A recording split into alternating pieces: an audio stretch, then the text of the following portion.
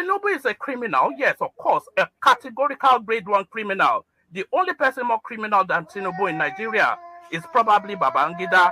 But he's a criminal, and is he fit for purpose? Absolutely not. Should Tinubu be the president of Nigeria? Categorical no. Is there a better option than him? That is subjective. So show me. Don't forget, that state is now an oil producing state. So they now have derivation, if you are not aware. So if you want to speak for anybody, please do not defend a character like Yaya Bello. Please do not. Okay, let me respond to him. One second. Do not defend a character like Yaya Bello. Do not. All right, thank you, Mohammed. The people of that state. Can I respond to him? No. Then go to hell. Rudolph, go to hell. All right.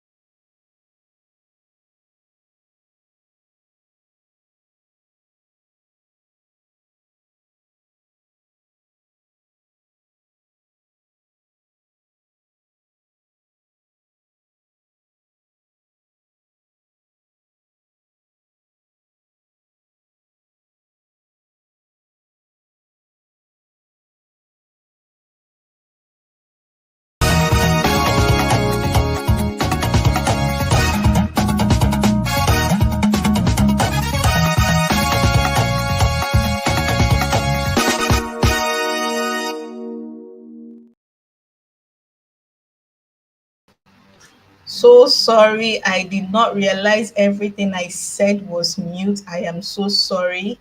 Thank you for joining us today. Welcome to Have Your Say 247. My name is Ngozi Ka. I'll be your host for the next 3 hours. We'll be discussing some topics from news that have trended within the week, from Trump's fallout with Elon Musk to Tinubu's Independence Day speech.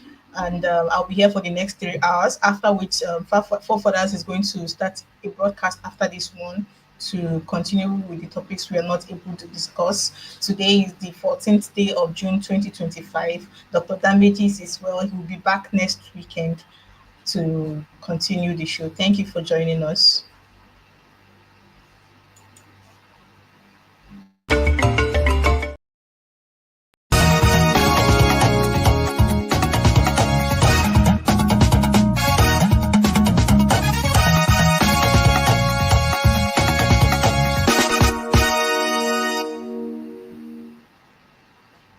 So kicking off, I want to give my small monologue before we let the people that will join our panelists into the studio. So please, if you want to join, I'm going to put the link in the screen below so that you can join us in the studio.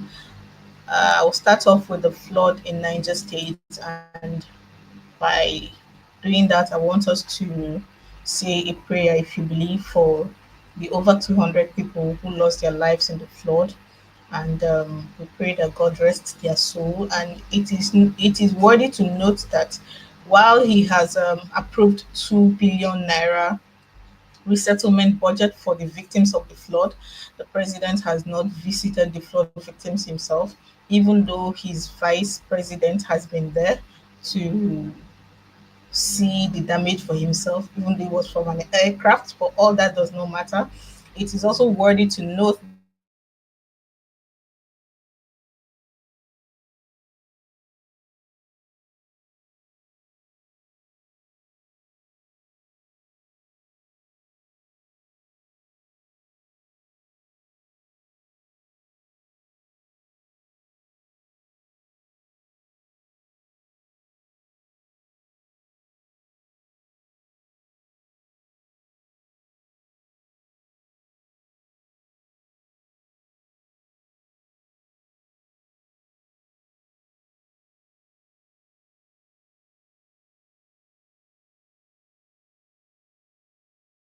that player.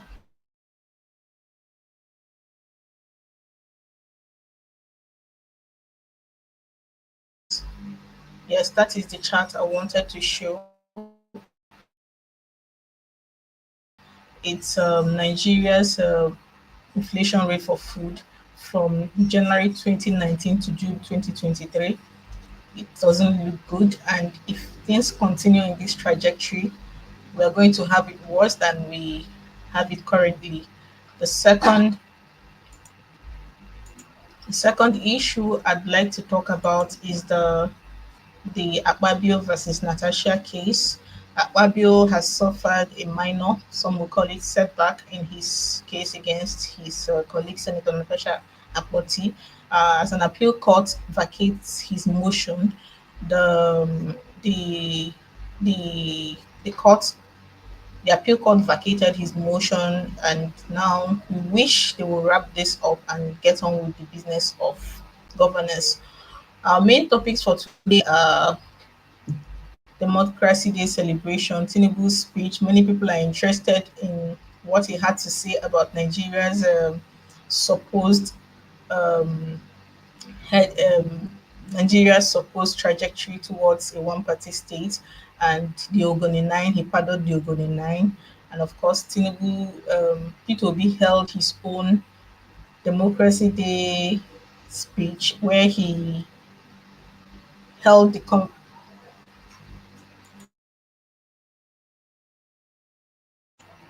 sorry, it's today that you people will understand that I'm still from Nigeria.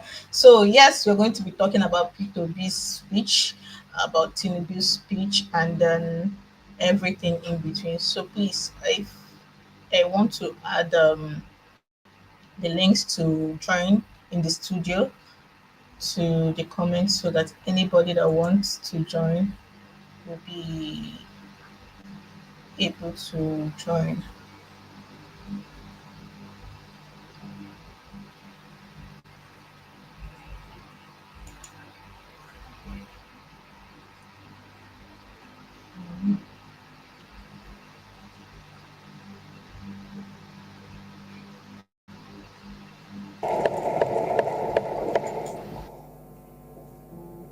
A one-party state is not in the oven, nor should it ever be.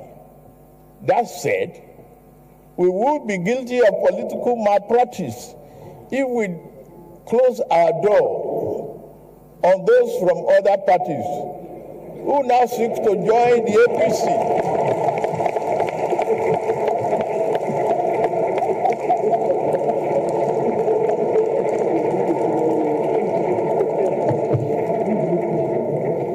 I sincerely welcome our party's newest members from Delta and Akwa Ibom states, led by Governor Sheriff Oboweri and Pastor Umo Eno and other national members of this respected National Assembly. You are all welcome to the progressive fold. Nobody should close the door. Political parties fearful of members leaving may be better served by examining their internal processes and affairs rather than fearfully conjuring up demons that do not exist. For me, I would not say try your best to put your house in order. I will not help you to do so either. It is indeed a pleasure to witness you in such a disarray.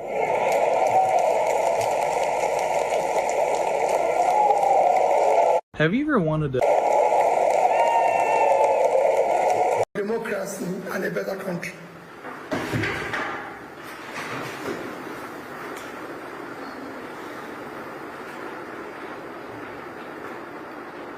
May his souls and all souls of faithful departed, through the mercy of God, rest in peace.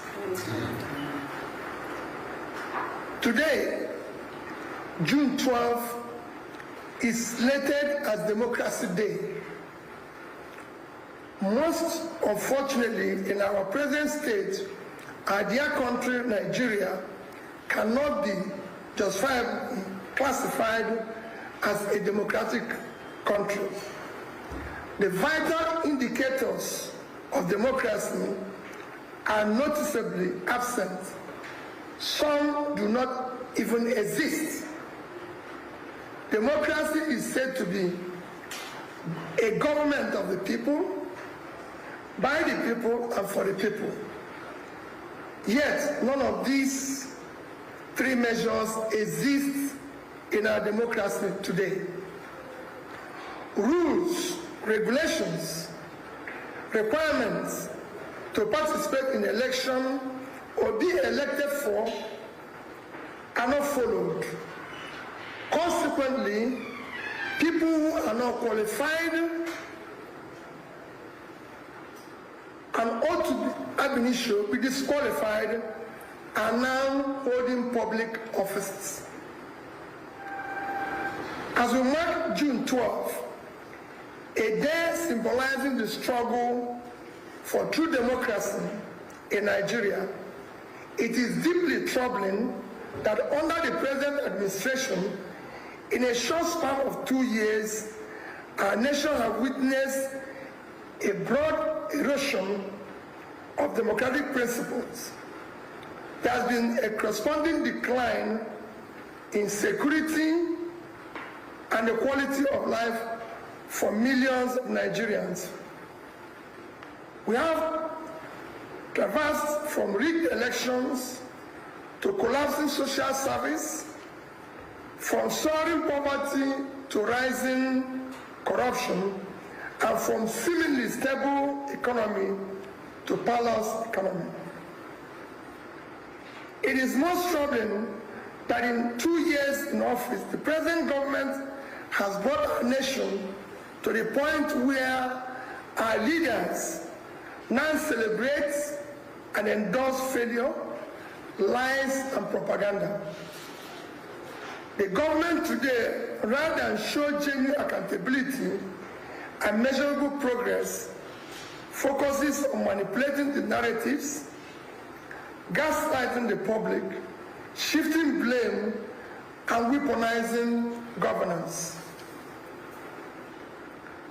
Meanwhile, Nigerians live in a worsening and worrisome insecurity, widespread corruption, hunger, and general despondency. There are no clear benchmarks for measuring tangible development as we continue to witness the collapse of key indicators like education, healthcare, and poverty alleviation, which are the parameters for measuring national progress. Simple comparison of what has happened in the past 2 years now relies on propaganda and misinformation to mark misgovernance. Our country today can best be described as a nation declining fast in all its facets. The security of lives and property has worsened, and the rule of law is virtually non-existent. These are hard, verifiable facts. On May 29, 2023, when this government was sworn in to office, Nigerian gross domestic product, GDP, was $364 billion. As of today, it has declined to $188 billion, a decline of almost 50%. Nigerian per capita income was $1,640 as at May 2023. Today, it has dropped to about $835, a devastating decline of about 50%. Nigerians living in poverty have increased from 38.9% to 54%. Within this period, 129 million Nigerians now live below poverty line. The World Bank recent report stated that 75% of Nigerians in rural area now live below poverty, and the situation is even more in urban areas. Our education sector has deteriorated significantly. Today we have 18.3 million children out of school, the highest in the world. The quality of education has deteriorated. Our children are now being taught science without science lab and computer without computers. They are now taking exams in darkness with candles. There's not even glitches in the exams. Health services have worsened drastically.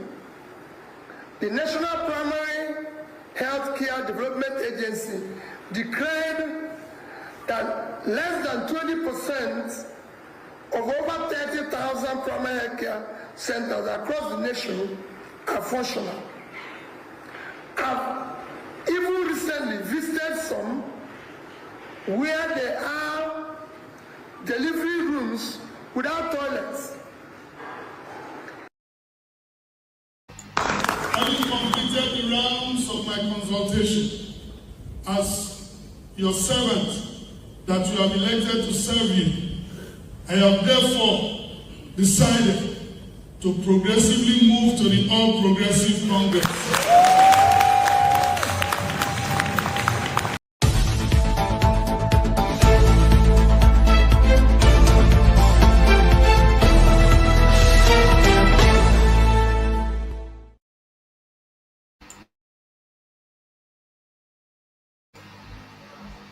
All right, there you have it. All the speeches from the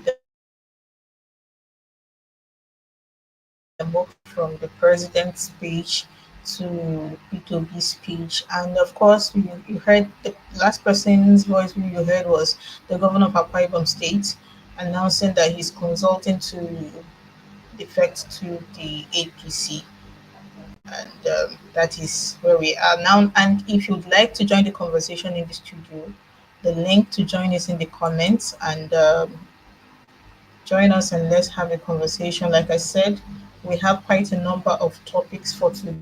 We are going to be talking about the Democracy Day speech, which I just played some of the clips, and then a focal point will be one of our focal topics will be Tinubu's pardon of the Ogoni Nine. In case you do not know, we believe in saying their name. These were not just people that were random. These were people whose name and legacy lives on. So in case you do not know, the Ogoni Nine are Ken Saro Wiwa, Saturday Dobi, Nordu Elwa. I hope I'm pronouncing it right. Please forgive me if I'm not getting the pronunciations right. I am so sorry.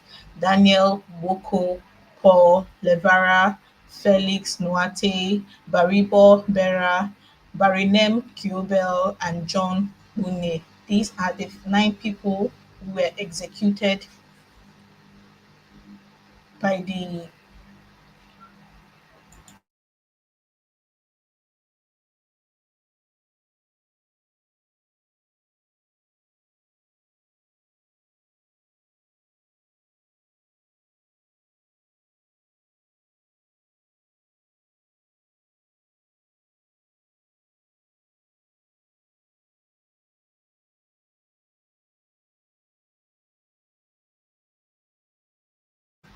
I am so sorry. Today, you people will know that I am really in Nigeria. I'm so sorry for all the technical glitches. I was reading out the name of the Ogoni Nine, whom Tinubu pardoned in his Independence Day speech. In case you do not know, the Ogoni Nine were a group of environmental activists from the Ogoni region and were executed in 1995 for their opposition to the Royal Dutch Shell Corporation's practices. Their names are again Ken Saro Wiwa, Saturday Dobi, Nodu Ewao, Daniel Moko, Paul Levara, Felix Noate, Baribo Bera, Barinem Kilball, and John Uni.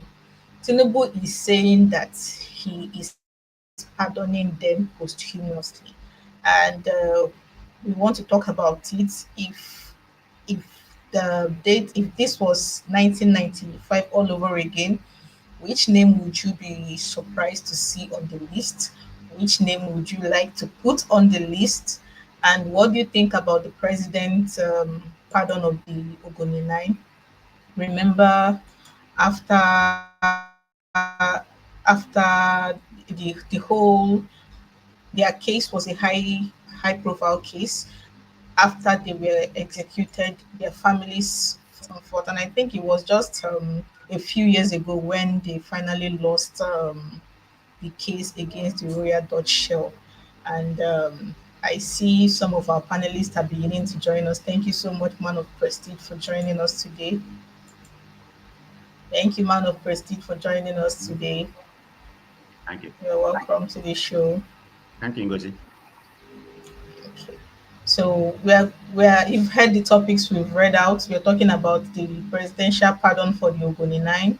We're talking about Tinubu's comments about the opposition in disarray, and Peter Obi's speech on independence on the Democracy Day. That is those are the topics we'll be talking about for now. Every other topic, the forefathers and his group will take care of those ones after we are done. So have your say. What do you think about the presidential pardon of the Ogoni Nine? Okay, thank you, Ngozi. Yeah, execution. It's nice to have you on this platform. So you're moderating from Nigeria, right? Yes, I am. I'm moderating from Nigeria. It's nice to see you. I don't know if other people will join the studio, but let me begin before I comment on Nigeria. The word we had, when you went to sleep about 2 or 3 days ago, it's not the same word we are right now. Man of Prestige, I hear you loud and clear. I mentioned that we are going to have another stream after this one. Forefathers and his people are going to be I don't want us to delve into those topics. Trump versus Musk, Iran versus Israel. I know, I hear you, but those topics are reserved for the second part of the show. We don't want to cut into it just yet. We have a list of the topics we're going to be discussing here. Thank you. Okay. Thank you very much. So let's talk about, let's pivot to the situation in Nigeria. And I'm going to start about what I call, this is pertaining to Nigeria, what I call that Nigerians are very confused. Okay? We are a very confused people. The ones in Biafra, the ones in Nigeria. Okay. Do you know that the American president have the highest? I'm not going to talk about America. This concerns Nigeria. The Nigerian people, are the highest supporter of President Trump. 79% of Nigerians. That's how much they support Nigeria. Any other place in the world, we are number one. So let's go to what he was talking about, the pardon. I follow every space, the democratic speech and something like that, and it could be rebuttal, I don't know so much about the Ogoni, the Ogoni people that he pardoned until just kind of elaborate a little bit. I didn't get quite much detail. But I think he honor Abiola, which is good. He honor Nwosu. But what I'm hearing, they said that different kind of grade. So Nwosu wasn't given the highest grade that he merited. So I don't know how they commutate the grade. They say he was given the second pharaoh. So, but regardless, he was immortalized, in my own opinion. Is that right? Did I get the story right that he was immortalized? Which I think you're referring to Humphrey Nwosu. Yeah. Which of the Nwosus? Humphrey. I am not sure. I do not have that information, but I can verify. Yeah, he was immortalized from what I heard. I've not read it, but on a different platform that I was, they say he was immortalized, but he should have been a higher grade. So having said that, that's where we are. Okay, so for those who might not have all the um, information, who might need a bit of brushing up in their memories about the Ogoni name, because when this case happened, I read it was quite popular. I think there was even a movie made about it. I cannot remember the name of the movie right now, but the Ogoni people, the Saro Wiwa was the leader of the emancipation movement of the emancipation of the Ogoni people, something Masop or something like that. They were protesting the devastation of their lands and waterways by oil spillage.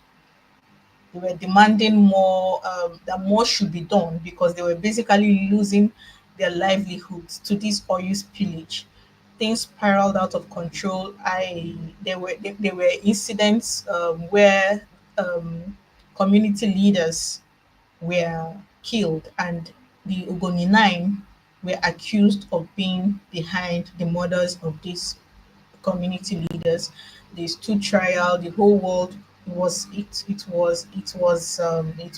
a huge case then, and the whole world stood with them, appealed. Their families appealed. Everybody fought, and in the end, they were executed on in 1995. So that is just a backstory for those who are not familiar with the story. And now, 30 years later, President Tinubu has decided to pardon them, albeit posthumously. And it's worthy of note that he did this on Democracy Day.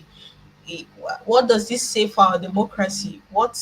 Is what does this say for our democracy? Is this an indictment that if they were alive today, their case would have turned out different? That is the angle I want us to look at it for from now. Man of Prestige, you can go since there's nobody else here yet. Okay, I look at it, it's overdue. I mean, they should be pardoned. I mean, I don't see anything wrong with the pardon. Pardon. I mean, there's a lot of people that need to be pardoned, and even Nando Kanu. I don't want to go to Nando Kanu's stage right now. So the honor and the pardon, most of these people are merited it, but the honor that I'm against is honoring Bayo Ononuga. What a nonsense is that? What are you honoring Bayo Ononuga? So it's kind of amplify exactly what we are saying. So we order Bayo Ononuga is somebody who spoon bigotry from the White House. So this kind of, from the Aso Rock, this kind of confirm what a lot of us have been speculating, that Tinubu endorsed what Ononuga is saying, because Bayo Ononuga is the mouthpiece of Tinubu. If he can, honor Bayo Ononuga, that means all those bigotry that was coming up from his mouth, even what happened in Lagos and everything. Yeah, he too much endorse it. That's what I read from there. There's no need in endorsing Bayo Ononuga. So what you're saying is the pardon, you support the pardon, but there are other people that deserved pardon. Is that what you're saying? Yeah, that's what I'm saying. Okay, like who would you have preferred to see on the list of those pardoned? Any special interest? He should have used this opportunity to pardon Nnamdi Kanu. Maybe initially I'm not a proponent of Nnamdi Kanu. I started hearing about some of the rhetoric that he spoke, but that he did not commit any actual physical crime. So in my opinion, he should have used this opportunity to pardon Nnamdi Kanu, because the country needs healing. Nnamdi Kanu case is not going to be, it's not going to be decided in court. It shouldn't be decided. Tinubu, if you have the boldness, like everybody claimed that he was very bold coming in the first day or in the first minute, remove the first subsidy, devaluation of Naira. Why not use the same boldness, for us to have a peaceful country? You don't have a peaceful country because if you don't pardon Nnamdi Kanu, there won't be no peace in that country, because you're pretty much, destabilizing the region of the country. You have done the right thing. This is an opportunity. So you call yourself to be a democratic man, which in my own opinion is an illusion anyway to begin with. So I'm not going to go there about Tinubu with his illusion about being a Democrat. After all, when he was fighting for the Nadeko, he ran away to London. So that's a story for another day. The country needs to start from peaceful angle in order for anything to work in that country. So Nnamdi Kanu is a typical example of whom should have pardoned, in my own opinion.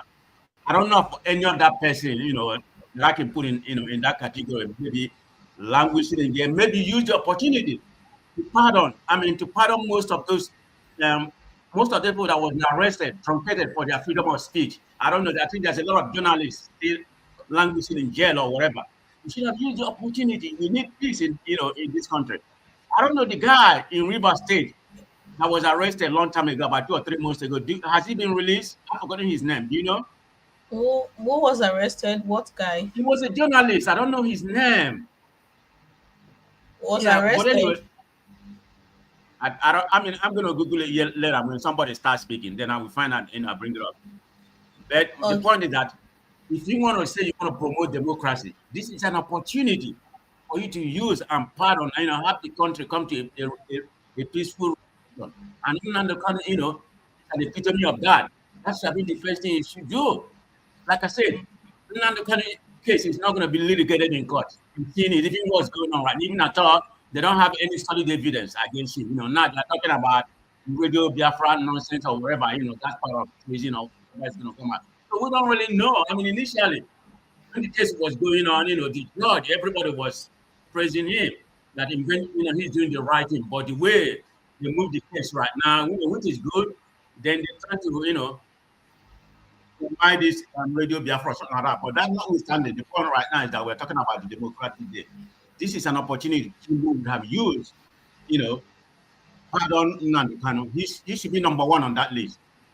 Okay. For peace to reign in that country.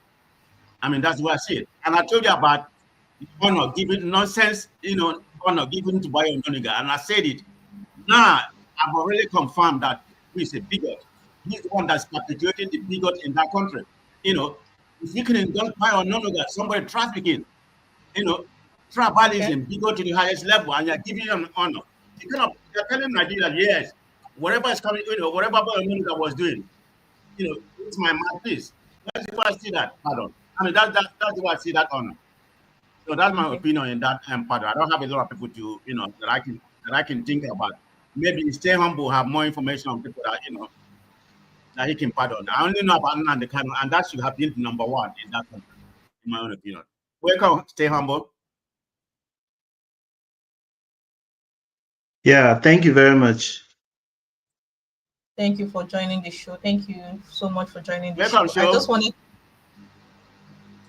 thank you for joining the show. Stay humble, Mr. Show. Thank you for joining the show. I just wanted to add that following the execution of the Ogoni 9, Nigeria was suspended for the Commonwealth and they received a lot of international sanctions. So that is how big this case was. Stay humble. Welcome to the show. What do you think about Tinubu's pardon of the Ogoni 9? And who would you have loved to see on the list of those pardoned? Yeah. I didn't know that he pardoned Ogoni 9, to be honest, because I've decided not to. I've closed my ears and eyes to some of the shenanigans of his administration, so I don't really keep up to date, because most of the things they do, they're quite annoying and very childish. So for the sake of my sanity, I've decided not to. In fact, the last time I paid attention to details of government and governance was during the time of Jonathan. That was when I really paid. But after Buhari came with all their childish, showmanship everywhere, I decided to switch off regarding even the list of the recipients of the so-called award. I didn't even bother to look at it. So why did he if he pardoned Ogoni, it's very laughable. Like, what did he hope to achieve by that?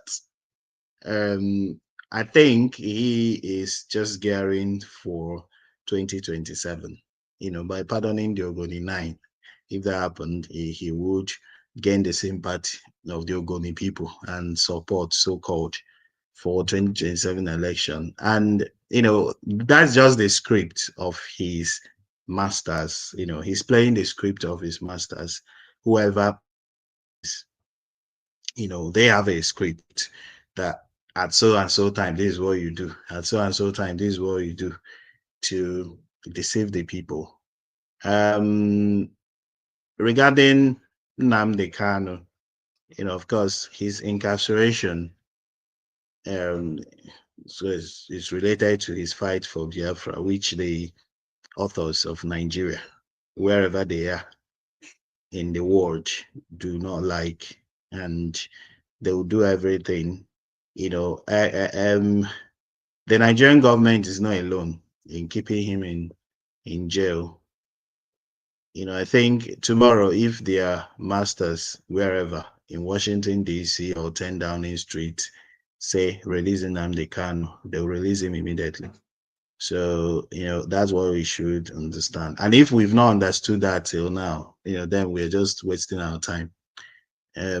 Because if we've not understood sorry to cut you short. I just wanted to point out that while I understand the angle you're coming from Nnamdi Kanu, the angle his name was brought in by a man of prestige. I asked who he would have loved to see on the pardon list, and that is how man of prestige mentioned Nnamdi Kanu. So I'm asking you, which Nigerian would you love to see on the list of those pardoned by the president in the Democracy Day speech?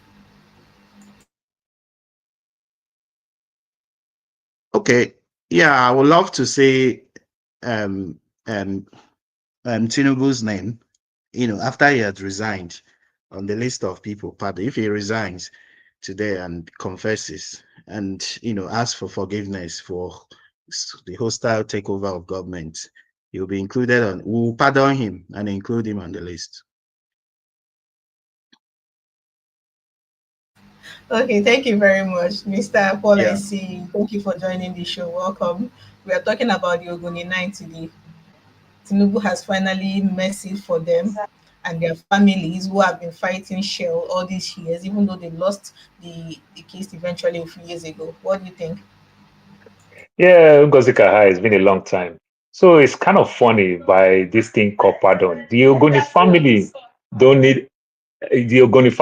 really need the pardon. Kewe, can you help me a little bit at the talk? The Ogoni family, they say they don't need pardon because they were not incarcerated. You understand? Like they commit this atrocity that they are asking for pardon. They didn't do anything wrong, so they are not asking for pardon. You understand? It's like saying Biola rigged the election and we forgive him for it.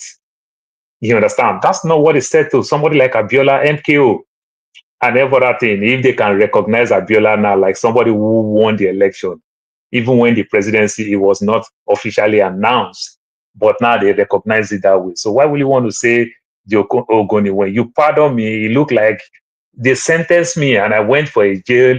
But all the old courts, when the case was in court with the findings and everything, they never said Ken Saro Wiwa commit this atrocity. So why pardoning somebody that never was not sentenced and everything? Because court free this man, but Abacha choose to go ahead and do whatever he want to do. And everything, they free him, they never accuse him for this. So you cannot pardon somebody who didn't even commit these things that they allege that he did. Because I use the word now carefully. It was just an allege. You understand? It was not completely. So when you pardon, it looked like, well, initially I even commit this offense and everything. They were arguing and everything. It's like telling our stories. I live in the US. Sorry, I'm deviating a little bit. Where some of my African American brothers will tell me that, oh, some of you people sold us as slaves. I said, no. They try to bring all this proof. I make them understand. Go look at the story of somebody like King Jaja Fokobo, Oba Ovaroa. You understand? When they take down the king that we're fighting for our own cause, and they plant their own king, and their own king we're doing business for them. That is not our king.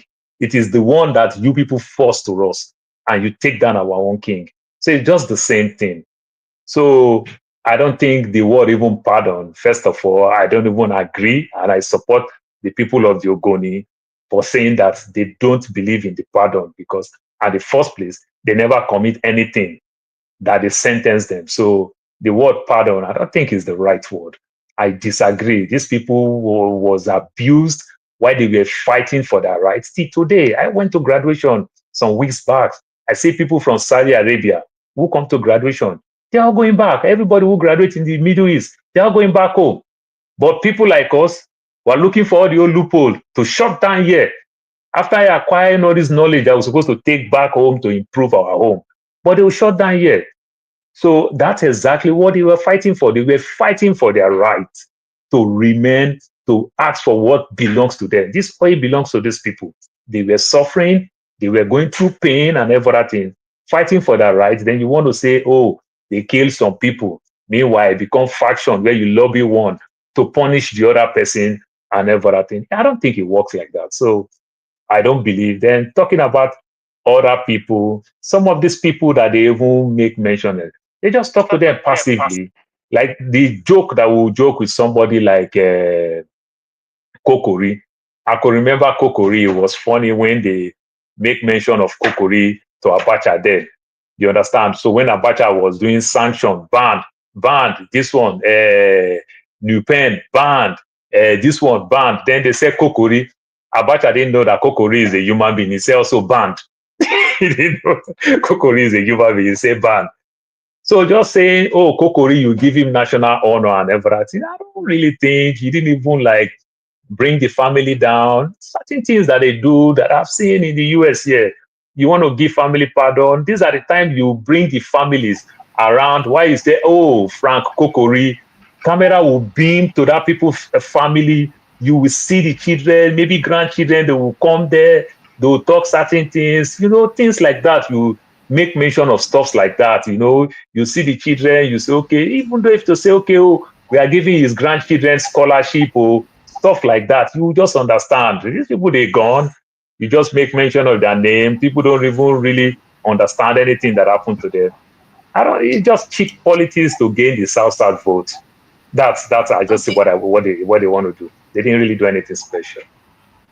Thank you so much, Mr. Paul. So I want to bring it the Ogoni issue. Pardon, I want to bring it a little bit home for to bring it to compare it to what is happening today. Do you think that the Ogoni people died in the Ogoni 9? Do you think their death was in vain, given what is happening today in the Niger Delta? And the people who are now claiming to be fighting for the Niger Delta, the likes of Tompolo and Saro Wiwa, what do you think their case would have been if it was 1990 all over again? Anybody can take this.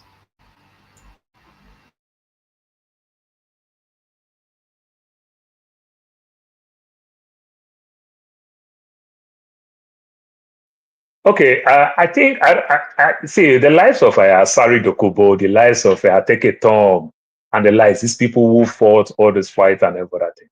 It just pained me that we continuously raise monster because people who fight for the right cause. There are so many people. I'm from that region that fought for the right cause. They look foolish, but the people who fight for the wrong cause, it makes them become hero.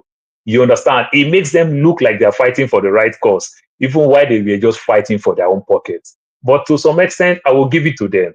Because on our own, if we're expecting that the government on their own will do the right thing, I don't think anything will happen. You understand? They did not create anything before they built Abuja.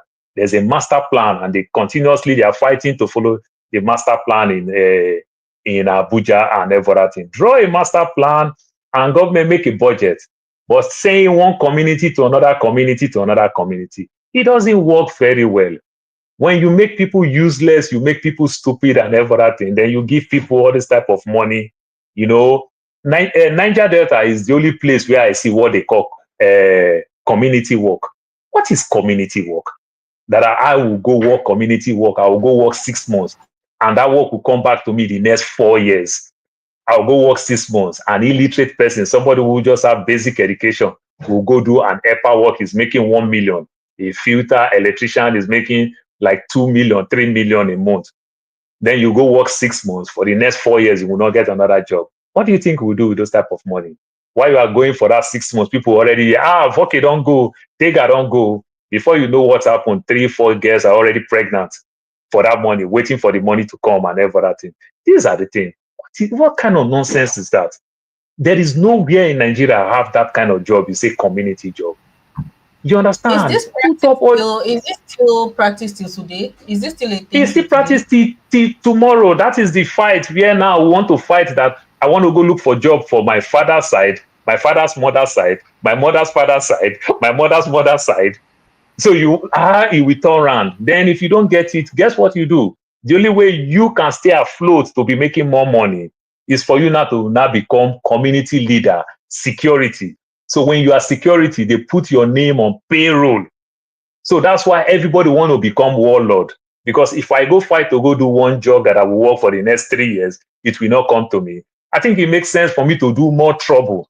My father will empower me, will put all the charm, those things that they believe, to make me strong so that they make me community leader, youth leader, all the security and everything that you are protecting your people. So continuously now your name is on payroll, you are making money. So that's how we get all these people. Then by the time I become so strong, who do you think I will still abuse? Is my own people. Because it's my people I will abuse that they will know that, oh, I think a Tom is very, very strong. He's not fighting any Yoruba person. He's fighting his own fellow people. You understand? So it's just nonsense. We continue to raise monster everywhere. You see all those things that Asani Dokubo is doing. That's how they put it. They recognize him, and he's going to bring people that say, "Oh, you are fighting for your people." Then they put him on payroll. You understand? So it's barbaric. It's stupid. It never worked. I've never seen it anywhere in Nigeria, apart from the Niger Delta. And where did they learn that thing? Did they learn it in Houston, Texas? Did they learn it in North Dakota, South Dakota, or Saudi Arabia, or Qatar, any other place? I never seen that kind of thing before. Where did they bring that kind of thing called community work? Go develop the region. Put schools there. All the artisans, all the trade schools, like we used to have PTF, Petroleum Training Institute. Put all the things. The people want to learn plumbing, learn electrician, learn all type of thing. And government draw a master plan. How do we want to develop the Niger Delta? Then another funny thing again, how we having all these multinational companies and all their corporate offices in Lagos. So they make all this money in Delta, in Akwa Ibom, then they pay the tax to Lagos. You understand? Then I'll be working community work. Then I will be working community work. Then an Igbo man or a Yoruba man will work in those companies for 35 years and collect gold wristwatch. 35 years meritoriously. Then me, I will be working 3 months, 4 months. Then they'll say, oh, we are lazy people. It's just so stupid. Don't give me work for 6 months and say I finished my own turn. Then I'll be waiting for another 4, 5 years, depending how strong I am to get the job back. Then you know another funny thing again. Sorry, let me just land with this. Then another funny thing again, because as an helper, I'm making 1.5 million a month. But if I say I'm a filter, I'm an electrician, I'm making 2.5 welder, maybe like X3 welder, I'm making like 4 million a month. You know what I will do? Ikena that is welder will take my position, 4 million.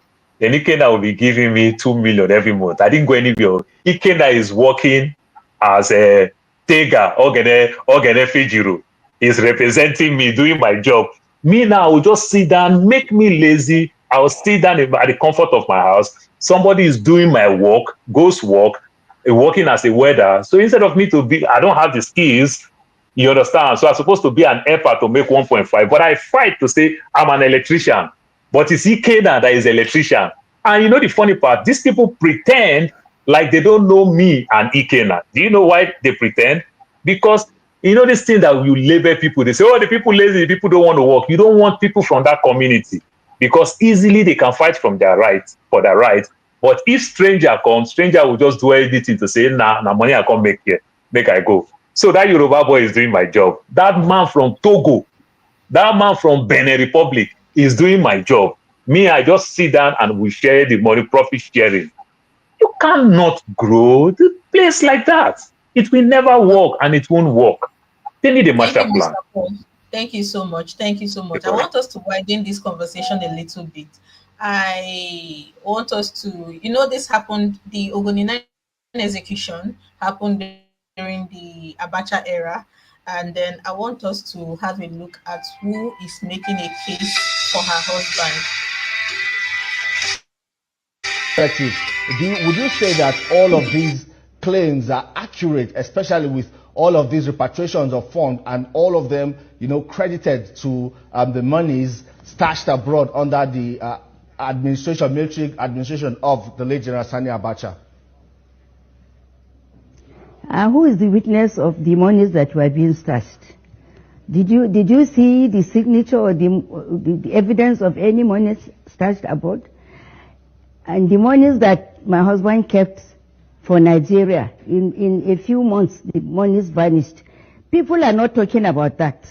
Why are you blaming somebody for is that tribalism or religious program, or what is the problem with Nigerians? I pray for Nigerians. I pray for all of us. I pray that we should have goodness in our hearts. We should stop telling lies and blaming people. Why are we so bad towards each other? Because somebody is a northerner or a southerner, somebody is a Muslim or a Christian, or somebody is nice, or it's not fair. I think the press should try, the press should try to educate the people. You are here to educate the people, to inform the people, and to entertain. You are here to help the country. You are not here to judge people. Indeed.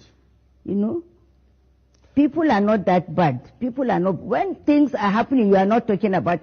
27 years ago, you are still talking about him. Abacha must be very powerful. Abacha must be very loved by all of you, by all of Nigerians, by all of us. We thank God for that. Yes, we are still talking about it, alhamdulillah. Yes, they were also, it's on record that Nigeria's economy was also strong under the administration of General Sani Abacha. There was an increase in foreign exchange reserves.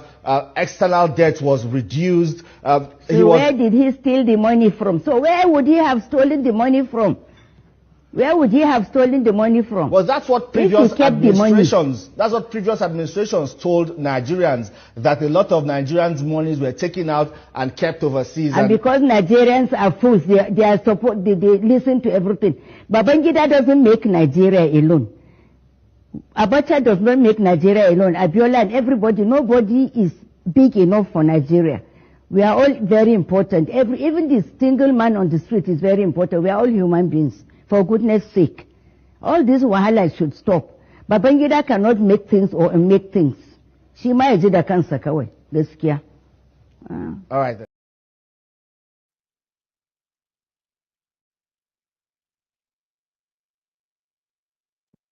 I think the lady is right to some extent. She's 100% right. I agree with her. You understand? Some of the money that they say Abacha stole. No, Abacha didn't steal some of this money that he said. Because Mr. Paul, sorry to cut you off. My network. If people are going to understand the frustration of using the network in Nigeria, it's going to be on, and I just hope it doesn't stop our stream. So I was saying that the woman has told you people she does not want her husband. Yeah, she's gone again. Yeah, I don't think Abacha steal money like they keep saying Abacha steal money. We were under sanction. Abacha is one of the military head of state that never traveled. He never left Nigeria and ever that thing. Somebody who is stealing money, he never left Nigeria. But we are under sanction, all the sanctions that were taking place then. So what Abacha do is just all these covert operations, certain way that they divert money to buy military weapons, to buy some things back because of the sanctions that we are in. Yeah, that does not mean Abacha did not commit so many atrocities.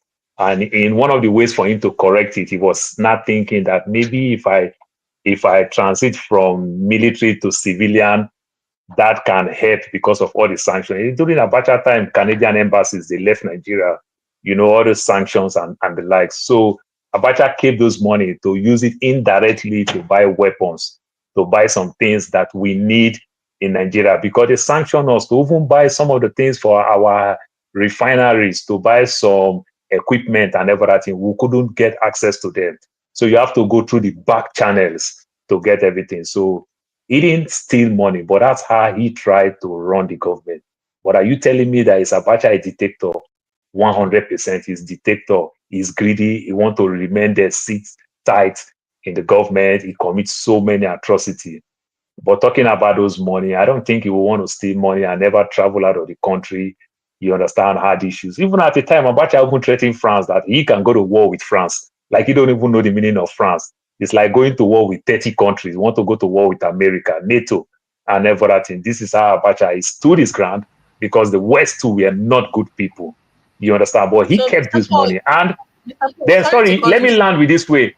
Sorry, let me No, just land with this way. And if I Abacha want to stole money and they ask you a started question. recovering this money, Ngozi, I let me want to just land ask so you that a you put question. You all are the going questions to land. together. You are going to land. I want to ask you a question. You are going to land with the question. It's just a simple question. Are you saying that because he did not leave the country all the while he was the dictator, he could not have stolen money? Is that No, what you're saying? he was having issues with the West. And why will he go keep the money with the West? He didn't keep this So, money in Saudi Arabia. He didn't keep this money in Pakistan. He didn't keep this money in Iraq. He kept the money in the people that sanctioned him. He can't be that stupid. You understand? okay. And if Abacha actually stole this money for the purpose of stealing this money, and they started recovering this money, what kind of people are we, Ngozi? Where are the bankers that help him do all this transfer?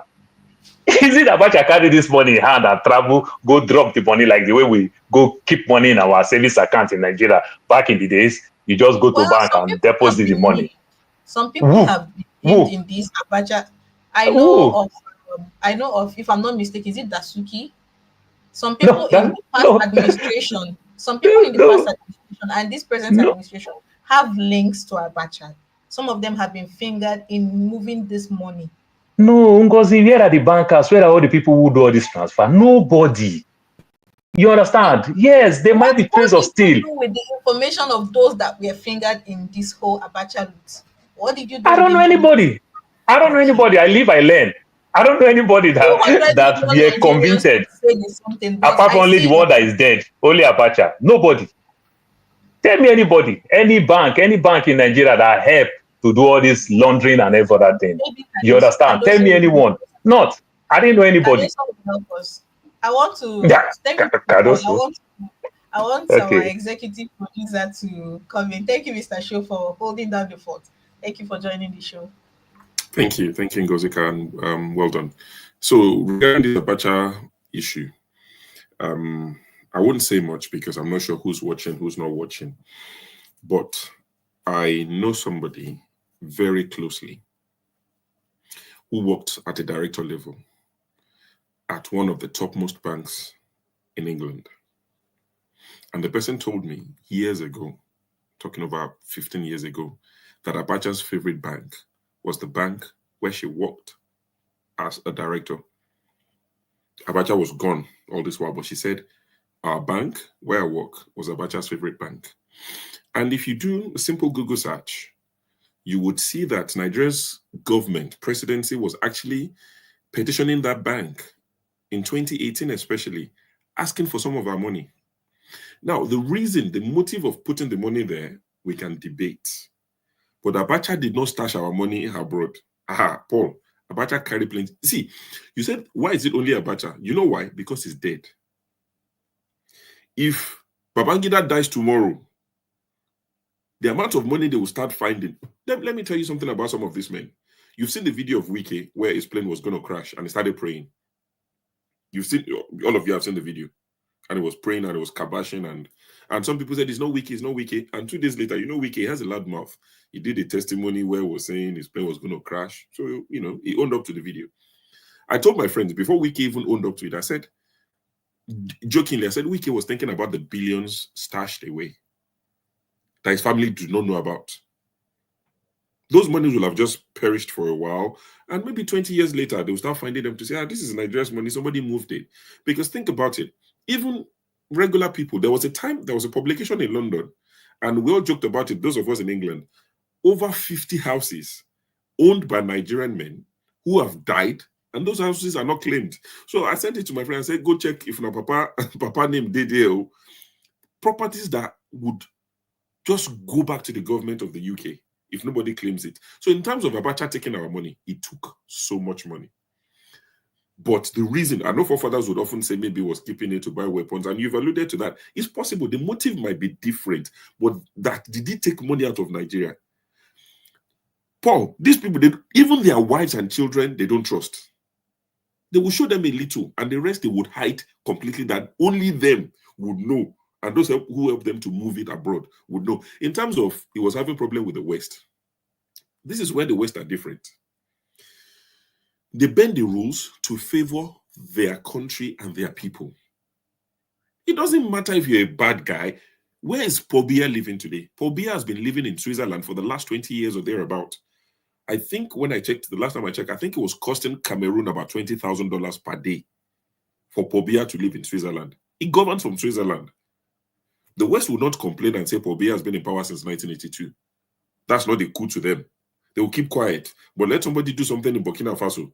This is anti-democracy, anti-this. So Abacha took a lot of money. His wife is talking a lot of nonsense. And I expect her to defend her husband. And her children will defend their father like anybody would. His death anniversary was the 8th of June, which is only 6 days ago. So they interviewed a few of them. They were eulogizing their dad. Good luck to them. But Abacha robbed Nigeria blind. That is a given. And these other current ones, the money they are taking today, Paul, if we begin to find out years later, if some of them die unexpectedly, we will find out things that would shock you. All these monies that they are borrowing, all this nonsense, one borehole, 220 million naira. Where's the money going? Where is it going? One borehole costs less than 10 million naira. Nigeria is charging you a night 220 million.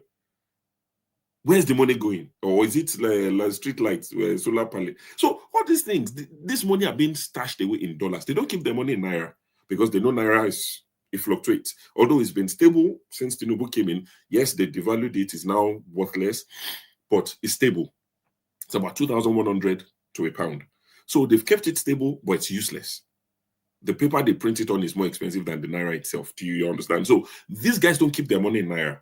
The West know that they are bad guys, but as long as the money will stay in the West and it would benefit their economy, they would use it 50 times over.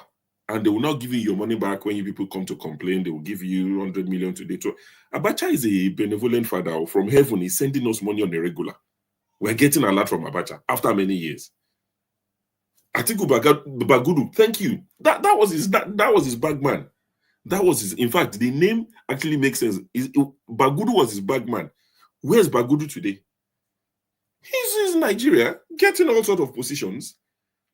So these people don't.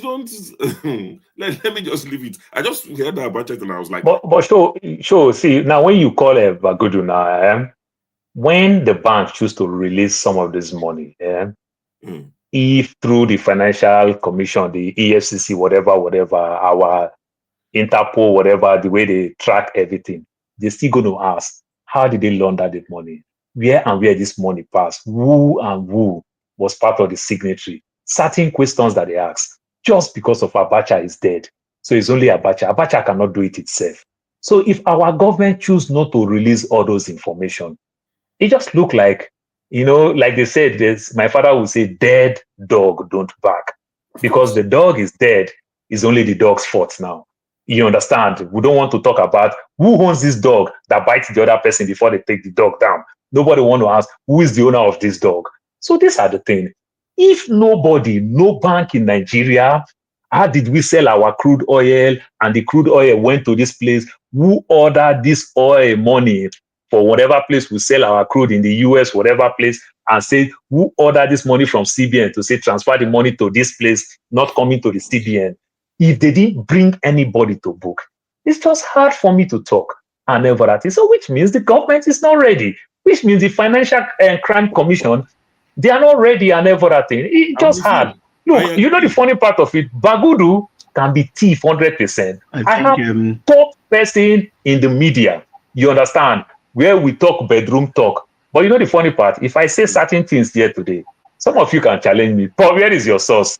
What newspaper? What media house? Where did you get this news from? It's just hard for me to defend myself, even when the information can be true. Do you know why? Because when we protect the thief, you understand, then we become the rumor mongers because where are your facts? You understand? We cannot do these things like this. With you. I will send this to Ngozeka if she can post it. I just searched my YouTube chat because I remember I saw a document a while ago. When did they share this? 18th November 2024. So it was around November when this trended. There's a letter that was circulated on the internet around 18th November 2024, and it was a letter from Miriam Babangida. Sorry, it was a letter to Miriam Babangida where she tried to move 66.5 million pounds from one account to another. 1993. Mrs. Babangida, The letter was circulated, and she got a reply from the bank saying that she didn't have enough money in that particular account. I'm talking in the UK, how is Miriam Babangida trying to move 66 million pounds in 1993 from one account to the other? These are the people we're dealing with. So now imagine Abacha, the husband. This is Babangida's wife. But Abacha himself, I'll send the letter to Ngozi Kana, and she can share the letter to whoever wants to see it. It was London House, something, the address, Mrs. something Babangida, with reference to your request letter dated 8th July 1993, instructing us to effect immediate transfer of 66.5 million pounds from one account to another. I am directed to inform you that your request cannot be honored. This is 1993, 63 million pounds. Bro, these people we are dealing with, when in the Bible, when they say principalities and powers, they live in Nigeria. Those are the people we're dealing with. But I'll let you guys carry on. So, thank you, Mr. Shu. Thank you very much. I just wanted to add that earlier, Mr. Paul, you asked who were his collaborators, and I said that, that was a slip of tongue. I actually wanted to say Bagudu and Hamza, Al-Mustafa Hamza. Those were the people I wanted to mention. And Mr. Shu, please send me that letter. I remember when it trended late last year. Mr. I, thank you so much for joining the show. Mr. Prince, thank you so much for joining the show. Even though we're about to move on to the next topic, but the next 10 minutes, 5 minutes. I don't have to speak on Abacha, please. I need to speak on Abacha. Okay. So this is what we're going to do. I want us to round up this topic in the next 15 minutes. So we're going to go 3 minutes, but I'm going to give 5 minutes to the two people who just joined us now. So Mr. Ike and Mr. Prince, you're welcome to the show. Mr. Ike, you have 5 minutes. We've been talking about the Ogoni 9 pardon and the Abacha dynamics since it was during his regime that they were executed. What do you think? Welcome to the show. Good afternoon, good morning, good evening. I'm happy to see you today, be the anchor of our program from Nigeria, right? It's funny. We hope that your connection will keep you there for as long as 3 hours. Yes. The issue of the Ogoni people. I don't think there is anything to pardon for because the people did not commit any offense. I think they were fighting for the right of their people. The destruction of the environmental situation in Ogoni land, and for them to be able to enjoy the resources that are coming from their place. So I don't think there is anything to pardon with because I don't think these people committed any crime. Life has been lost. Ogoni land today, environmentally, economically, is destroyed. And like somebody said, all the multinational institutions that are operating in those lands, their headquarters in Lagos, in Abuja. And the people that own the resources, they are left with nothing. It is people, the Yorubas and the Hausas that are driving Babariga. They are the people who are managing all those multinational companies far away from where the resources are coming from. And the owners of the resources have nothing. They are begging crumbs that fall from the tables of their masters. So what your illegitimate president did yesterday wasn't, for me, I don't see anything that is special. After all, he didn't address Nigerians. He was only speaking to his political members in the National Assembly. Did he address you, Ngozi? Did he address Nigerians? He didn't address the nation. He talked to his political sycophants, the brigandas and the buccaneers that he put in the National Assembly. He wasn't talking to me. I don't think he was talking to any common Nigerian in the street, because I think we don't have any national anthem anymore. What we have is on your mandate we shall die and fall. So I mean, he's not speaking to any common Nigeria. So all these things are like listen, this is already politics of 2027. So he's trying to get the vote of the people of the South Side. But I think the people of South Side are smart and intelligent, more than that. So we know all these things they are doing is that it's going to be APC against Nigeria. That's my belief. That's my hope. That's what I think is going to be. So probably if he really was sincere about national reconciliation and national healing, there are journalists, there are human rights activists. Maybe I don't know them, but I think there are a lot of innocent Nigerians that are in prison in Nigeria without any cause. I mean, those are the kind of people. And, you know, the issue of national healing and reconciliation, it would have been an opportunity also to see how you can say, I let Nnamdi Kanu go, because all this shenanigans, all this, you know, all this drama that is being practiced in the Nigerian High Court with this young man, they should know that he's representing a people also, like Saro Wiwa. He's representing a people more than 30 to 40 million people that think that what he's fighting for is a genuine cause. So I think if we're talking about that kind of national reconciliation, I think we would have done something like that. And I think the illegitimate government also missed an opportunity also, because I think that day would have been a day would say, hey, the administrator in River State, your time is up. Get out from there and let the man. I'm not speaking for Fubara, because he doesn't want to fight for. But I'm just speaking about democracy and the people of River State. I'm not speaking for Fubara, because these are the kind of people I don't want around me. But I'm speaking about democracy and the people of River State. He missed an opportunity to say, hey, administrator from Cross River or Akwa Ibom, listen, get out. Your time is over. And this man, go back to your seat. But all those things, he missed it. It was all about talking about he's happy that the political parties are in disarray, and he's happy that what is going on. He said, open the door, you know. So I don't think he has anything tangible for me. On the issue of the Abacha, you know, all of us are a living witness of Abacha rule. I was one of the people who also was also arrested in Mali. We were put in prison. We are put in police cell for almost 3 weeks because we refused to welcome Abacha when he came to Mali. We are the people who say this man cannot come to Mali, and if he comes, we will not go. So some of us who were leaders of Nigerian community and all the Igbo community, Yoruba community, Hausa community, some of us who opposed that coming, all of us were picked out by the Nigerian embassy, and we were in police cell for almost 3 weeks until he came and go.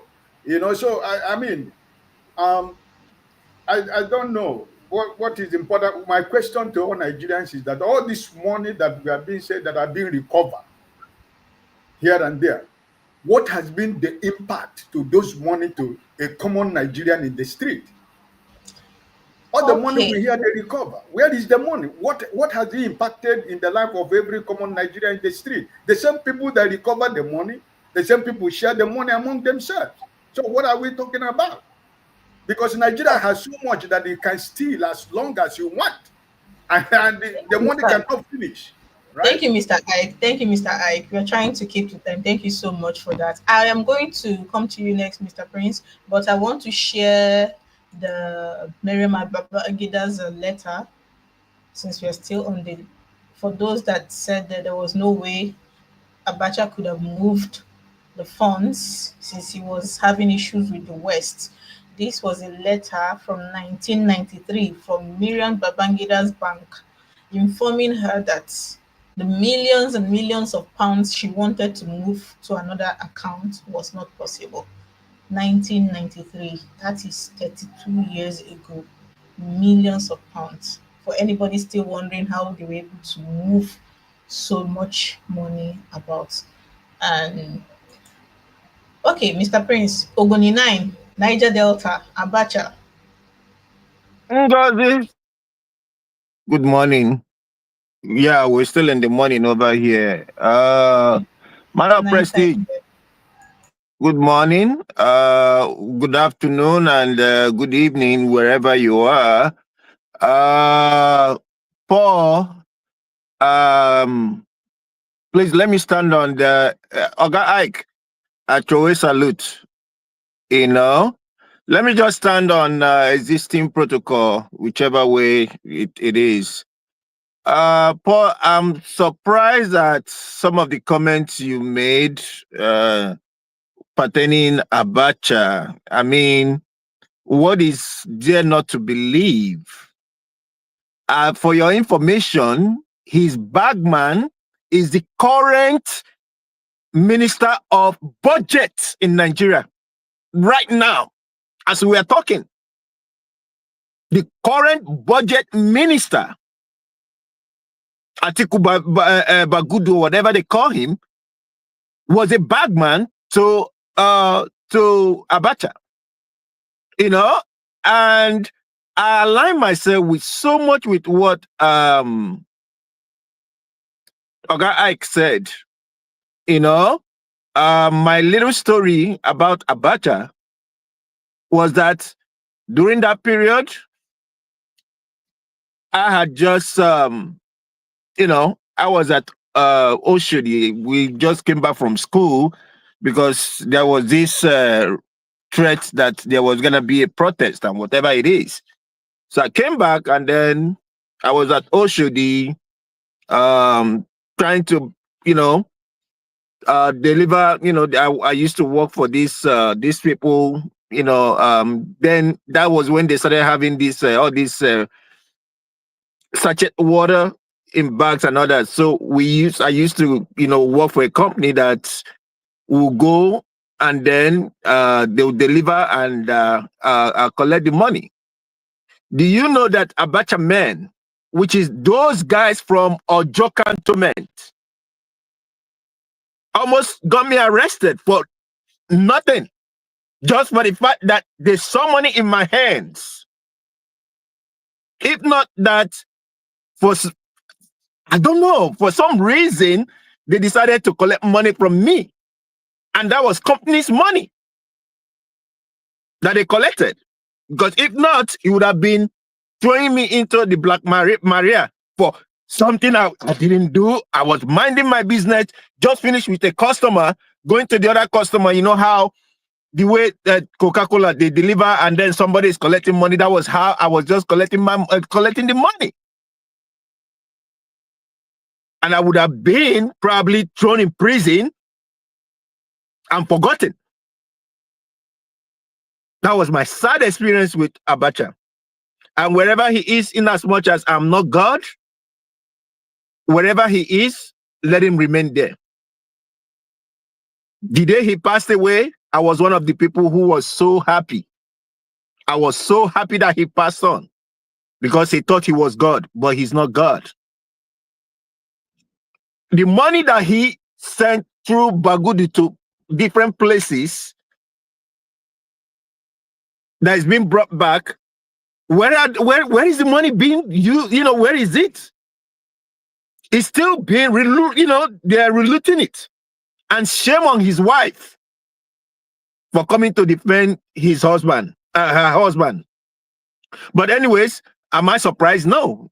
What if she don't, you know, if she don't defend the husband, who is she gonna defend? Is it me that she's gonna defend? Obviously, she's gonna defend the husband. But all I know that we'll all meet one day. When I say we'll all meet, no, he's not gonna be where I am. You know, it's between him and God. He will be on the other side for all the evil that he did. So be it. Coming to Ogoni 9 and that kind of a thing, like I said, I align myself with what Mr. Ike said. Ogoni 9, it is what it is. I mean, what is there to pardon? What is there to pardon? You know, thank you. The illegitimate president ended up making a mess of, you know, a full jest of himself. That's all I can say. Thank you. Thank you very much, Mr. Prince. So, man of prestige, stay humble. And Mr. Paul, I'm calling to you next. And please, you have 2 minutes, just the Abacha angle before we move on to the next topic. So, man of prestige. Thank you very much. Welcome, my brother. Please, Martin. Nice to have you on this platform. So let me start with Paul narrative. Paul, I mean, maybe that's your understanding about Abacha. You put a caveat there, you condemn him, but you put a caveat, you know, that money. Let's put something that is well documented. Abacha stole between about 5 billion if you put it an inflation level, by then, 1983, 1 million is equivalent to 3 million today, more than 3 million. This is in context. That's what it is today. As of then, it was 1 million. If you put an inflation level, it's about 3 million, 3 million plus. So, and out of that, 5 million that was achieved, that he stole more than 5 million. 3 million has been recovered. That's documented, 3 million has been documented. So when you make it uncommitted, I mean, I'm not going to fault you if you are trying to make a excuse, because I know you're not a better supporter, so that's quite evident. But having said that, I mean, Abacha is one of the people, no, let me start. The wife has the impetus to come on national TV and said, "Why are we talking about the husband? He didn't steal any money. The country was, the country was in a dire situation, blockade and some other things." That don't make sense. To begin with, this man embezzled a lot of money. This siphoned Nigerian money through the central bank. We know it, and that was perpetuated. They used like a share company to perpetuate what he was perpetuating, and that money was directly funded to his personal account. I mean, he used the excuse of, no, that one is different. He used the excuse of national security threat, and getting the money from central bank. It was siphoned to his personal, personal gain. That's well documented. And he awarded some fake contract. And that's where the share come in. And those money we have, those fake contracts were being siphoned to his personal account. I mean, he inflated the invoice of many contracts that was awarded, and all of them going to his personal account. Can I go on and on? I mean, this man has company in offshore account, a lot of them. He has money in Luxembourg. He has money in UK, I think UK, US, and JC. Thank you, man of So he prestige. didn't I'm invest a lot trying of money. to. That's not even something to equivocate, because the money he invested at that time, like I said, let me land. Like I said, if the equivalent to what it is today, it's a lot of money. So he didn't embezzle money. There's no deal about it. Well, how do we recover 3 billion? See? Okay, we are moving on. Thank you very much, man of prestige. Please, I don't know, stay humble, Mr. Paul. If you want to go on the Abacha angle, you have less than 2 minutes.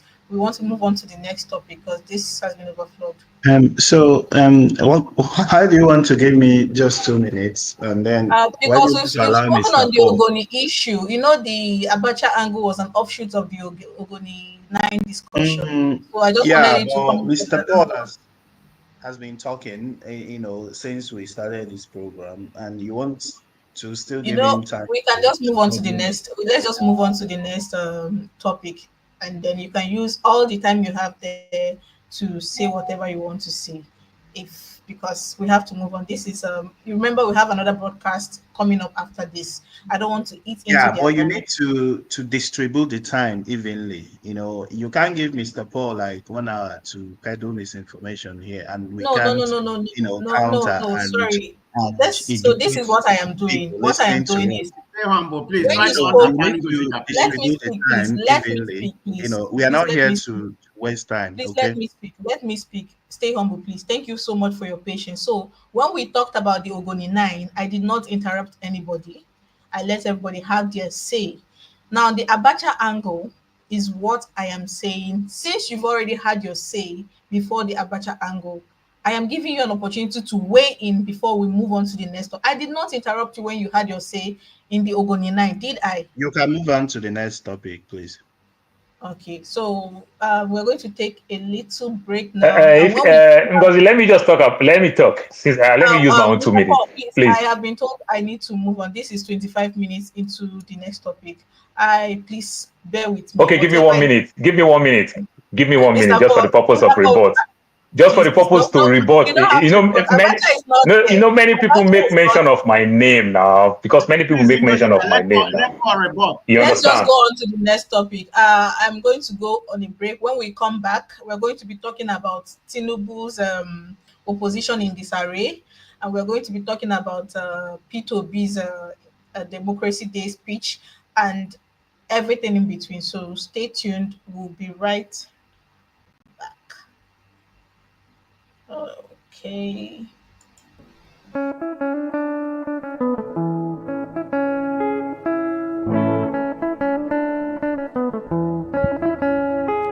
Ekwe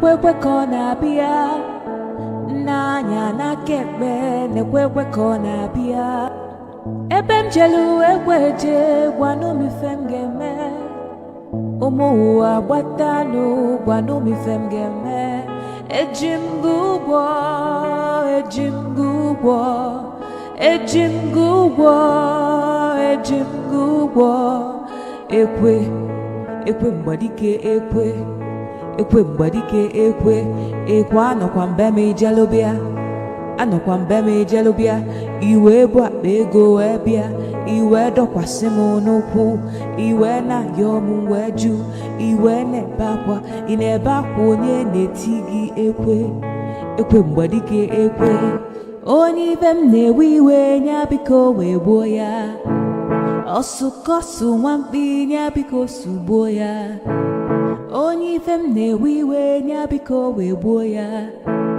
ọsụkọsụ nwamkpi nya biko sugbuo ya selense. And we are back. Thank you so much for staying with us. Thank you, man of prestige. Thank you, stay humble. Thank you, Mr. Paul. I'm trying to add everybody as quickly as possible. Thank you, Mr. Ike. We're going to go on to the next topic. Apologies for anybody that felt they were not given enough time for the first topic. I do not want to eat into the time for the next broadcast. So I'm going to play some videos that would usher us into the next topic, and then we'll take it from there. This was Tinubu's speech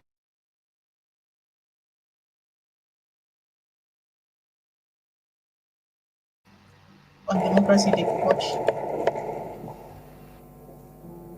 A one-party state is not in the oven, nor should it ever be. That said, we would be guilty of political malpractice if we close our door on those from other parties who now seek to join the APC.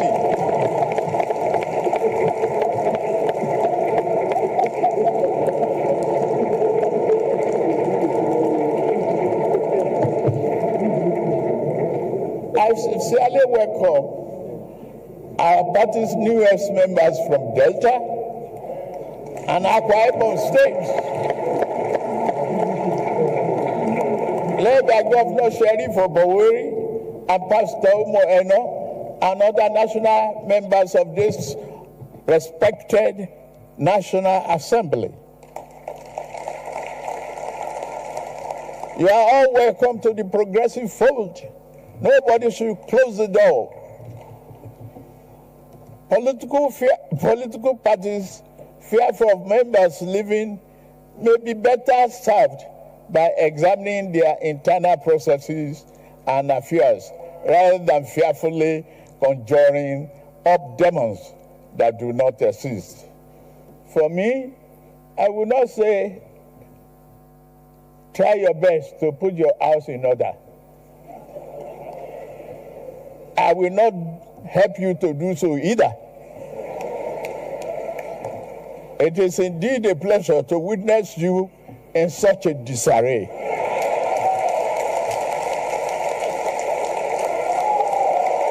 Have you ever wanted to...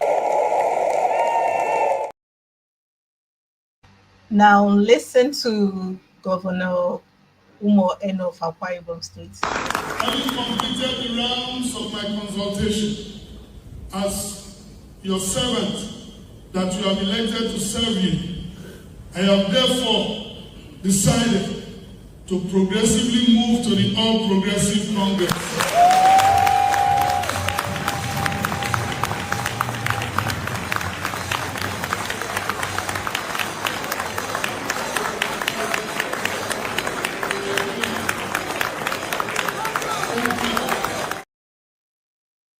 And since we're not the only ones that like to have our say, P2B also had his say. So his video is a bit longer. I'm not going to play the whole video, but I'm just going to play a bit of it so you get a sense of the direction the next conversation is going to go in. Democracy and a better country.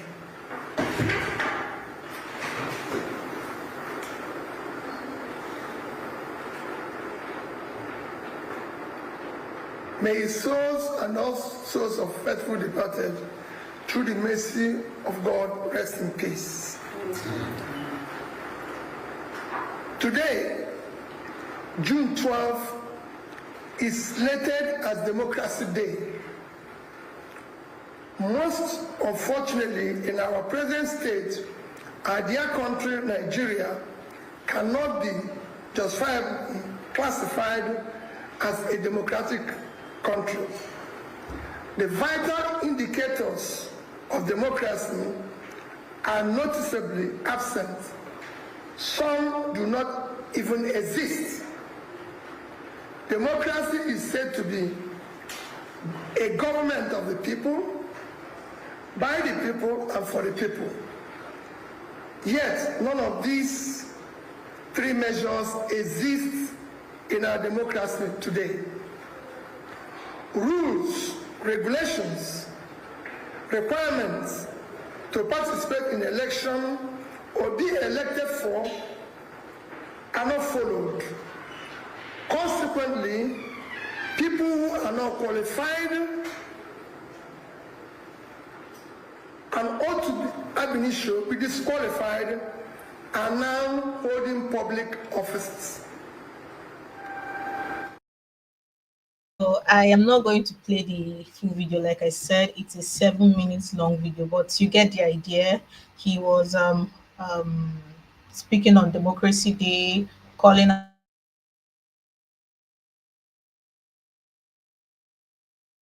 the ills in this government. I like it. So there are two topics here that I want us to possibly merge into one because of time. Says he's happy to see the opposition in disarray, and P2B, speaking on the same day in commemoration of the same event, is saying that Nigeria has basically lost it, that we are supposed to be practicing a democracy, but it's not looking like a democracy anymore. And then, of course, you saw Governor of Akwa Ibom State saying he was moving to the All Progressive candidate. So my questions are as follows. For you, Mr. Paul, Hold on, Ngojika. some people have in the past. You need to start from where we come from. I mean, I'm number one, followed by Stay Humble, then Paul. Sorry, the way my screen is laid out, he comes at the top, but I hear you. So we're going to start with you, then Stay Humble, then Mr. Paul, then Alamefla. I wish you could see my screen. It's the way it is laid out. So, man of prestige, I come to you with this question. A lot of people in the past have called P2B's approach soft. They've said that he's not the tough-talking opposition that needs to be. And some other people have said that he needs to be this way because we can't have what Nigerians claim they are fighting against. What do you think? Is he now talking tough the way Nigerians want him to? Thank you, Ngojika. So it's two parts to this what I'm about to say. What I'm going to be P2B, of course, still so-called democratic. But I'm going to start with somebody, somebody I believe in so much that will do a better job for that Nigeria if they come to power. But I don't know what's going to happen. So let me talk about Obi's speech. Let's emphasize that what Obi emphasized is accountability, physical prudence, youth empowerment, and good governance. That's Obi's speech, and I'm going to grade him. If I have to grade him, let me say on content, I will give him A-. On tone, I will give him B+.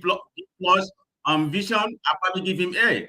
So the man spoke very well, all ramification. And going by his speech, you can see a lot of things that he did. There's a connectivity in his speech. There's patriotism. He emphasizes all those things that he needed from a leadership. And I've graded him like say patriotism. He was right up there. He was like about A, in my own opinion. Connectivity, the way he connected the ordinary people, I give him B+. That's my grade, So in reference to that, I give Obi his speech between 55 to 80 in most of what he said. And I have fact-checked most of what he said. Most of what he said is real accurate. If you go fact-check everything that he said when he talk about GDP, physical responsibility, and everything that he said, he was right on the money. I mean, he did not miss spot. Everything he said was right. You look at before Tinubu came in, there's no doubt what our GDP was.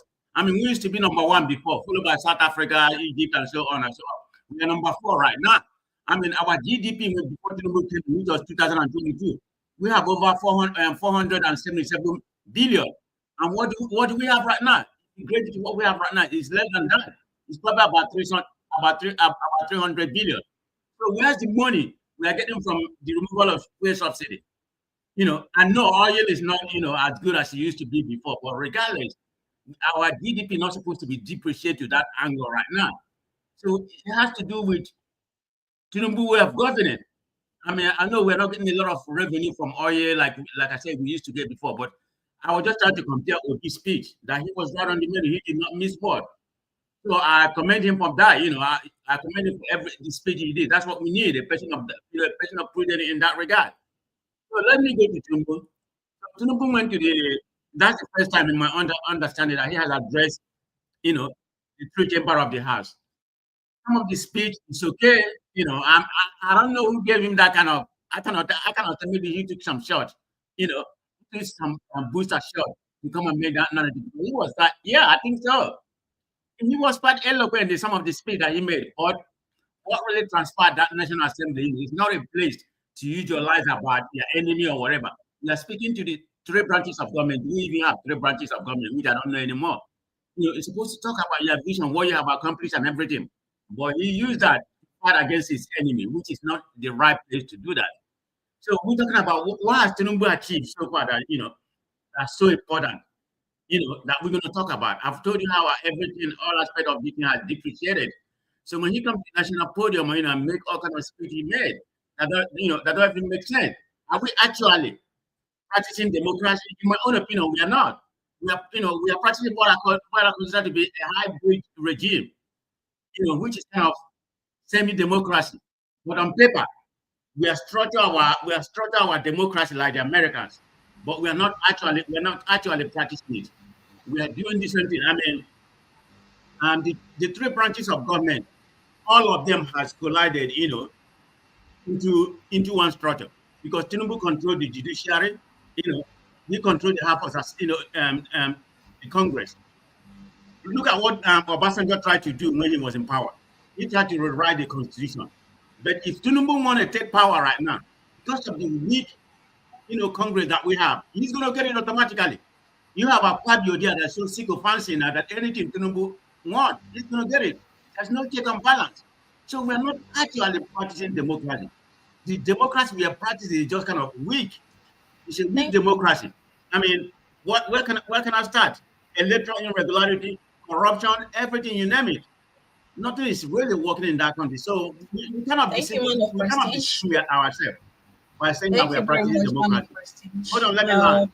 In conclusion, I would say, you have 5 minutes. Your 5 minutes is up. I didn't want to interrupt you. Democratically, we don't have a functioning democracy. We have what we call a semi-democracy, okay? In my opinion, it's an authoritative to some degree. Thank you very much. Thank you very much, man of prestige. So stay humble. I'm coming to you next. I want you to answer this question. A lot of people have accused Obi of running a parallel government. They say that some claim his parallel government is trying to make Tinubu look back. What do you think? Is Obi running a parallel government, and is it within his right as a member or leader of the opposition to do that? What do you think? Giving his speech at the Obviously he's not running a parallel government, and you know, we should not be surprised whenever these charlatans peddle falsehood against him. We expect them to do that because that's what they do for a living. We know what parallel government means. We also know what shadow government means, which is quite legitimate.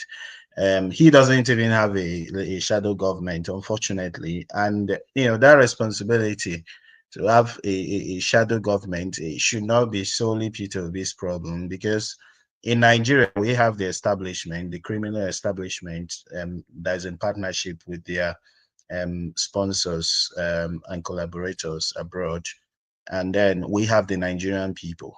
Then, you know, for Nigerian people, we should not wait for the heroes. You know, we should not have a hero that would solve all the problems for us. I think, the problem of Nigeria requires collective efforts. It requires very active participation.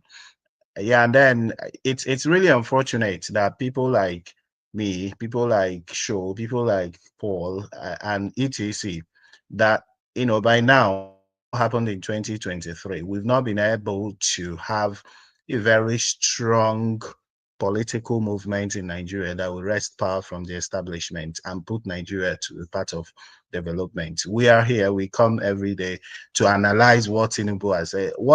How's my business with what he said? What do you expect him to say? We've known this man for more than 20 years and what he's capable of bringing up. So why do we keep on trying to analyze over and over what mistakes, whatever? We expect all these things to happen. What we should be talking about is how do we now wrest power from the establishment and give to the Nigerian people. So if you listen, carefully to all the speeches that Peter Obi has made,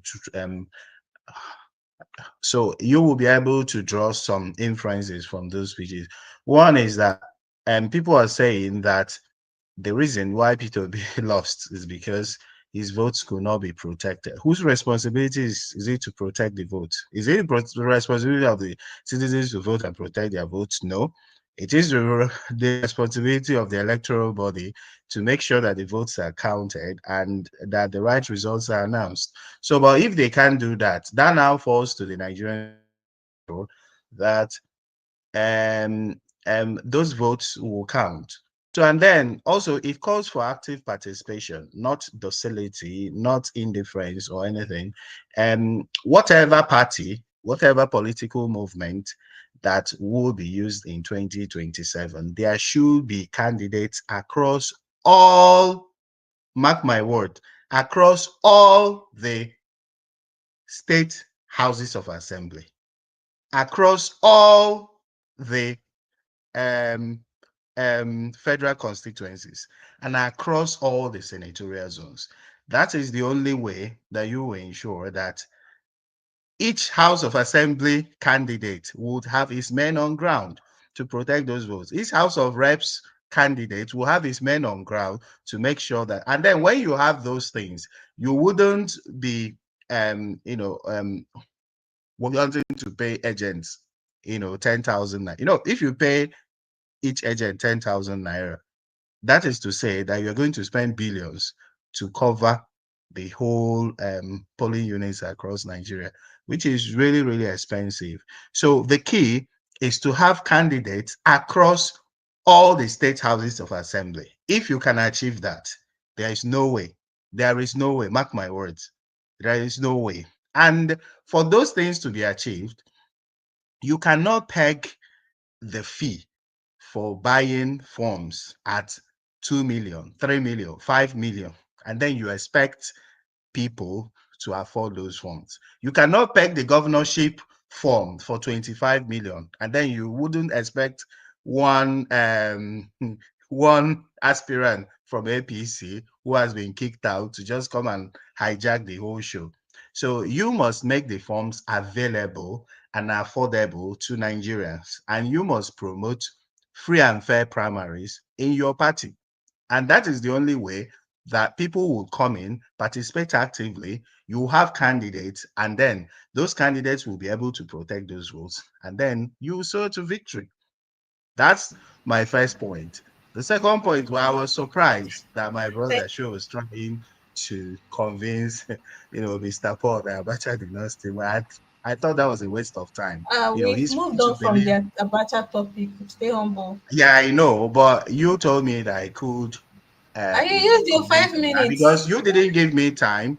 You thought I was just an observer 2 minutes, here, 2 which minutes, I'm 2 not. minutes. The reason why I come here is not that I don't have something to do. The reason I why apologize, sir. You have 2 minutes, sir. Issues that are discussed here. So if you cannot distribute the times evenly, then you are calling for unrest. You must be able to make sure I am that not Tinubu. I am not Tinubu. I cannot call for arrest. So what I am saying, please hear me out. What I am saying is we'll move from that topic, but I hear you. So since you've used your 5 minutes to speak on this, I'm using my discretion as a moderator and host to say please. And 2 minutes. No. Okay, that's fine. Stay humble as is kindly rejected the 2 minute offer. I don't want to belabor the project. I can explain. He said no. He said no to the 2 minutes. I can explain why we do some of these things the way we do them, but I don't want to go into it. Maybe another time I would explain it again. Rudolph has said it many times. How we distribute minutes sometimes, there's a method behind the madness. But I just want to please plead with everyone who's watching. Please like, share, and subscribe. I can see that the like ratio to those watching is very low. So please click on the like button. It doesn't cost extra. It doesn't flag anything. It doesn't mean that you can enter Nigeria because you like the broadcast. So please click on the like button. What it will do is it will recommend this video, this particular stream, to other people, when they are looking for Nigerian news, things about Nigeria. So please click on the like button. Share with your friends, family. They might agree, they might disagree. They might decide to come and lecture us on things we don't know. So please, share, like, subscribe, do all the good stuff. And also, I've noticed for the gentlemen and all the ladies, because gentlemen would actually say, oh, Ngosika is hosting, is a female. I'll be magnanimous. I'll send super chat. Not one super chat today. Not one kobo. Not even a naira. And all the ladies, what happened to women supporting women? So when Rudolph comes, what does Ngosika tell him? When he comes and he say, they're both Igbo people, and they say, Ngozi, our market. You say, Oga, not one kobo I need. So please, if you're able to, no compulsion. If you're able to, please send in super chat, support the channel. And I'll tell you why. It's not because anyone gets paid. I don't get paid. I live in the UK.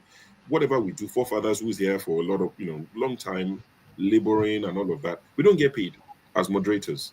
We have people who edit the videos, go into the videos and cut out the little clips and all these things, prepare things for Dr. Damages when he does his interviews on Sundays. So all our staff who get paid are in Nigeria. We pay them in Nigeria. And for this StreamYard, to have 10 people backstage and 10 people on screen, it costs about $1,200 or something like that to pay StreamYard every year. We're due for renewal. Where's the money going to come from? So that is why I'm soliciting for support. If you can, like I said, no compulsion, but please do support the channel if you like what we do. Thank you.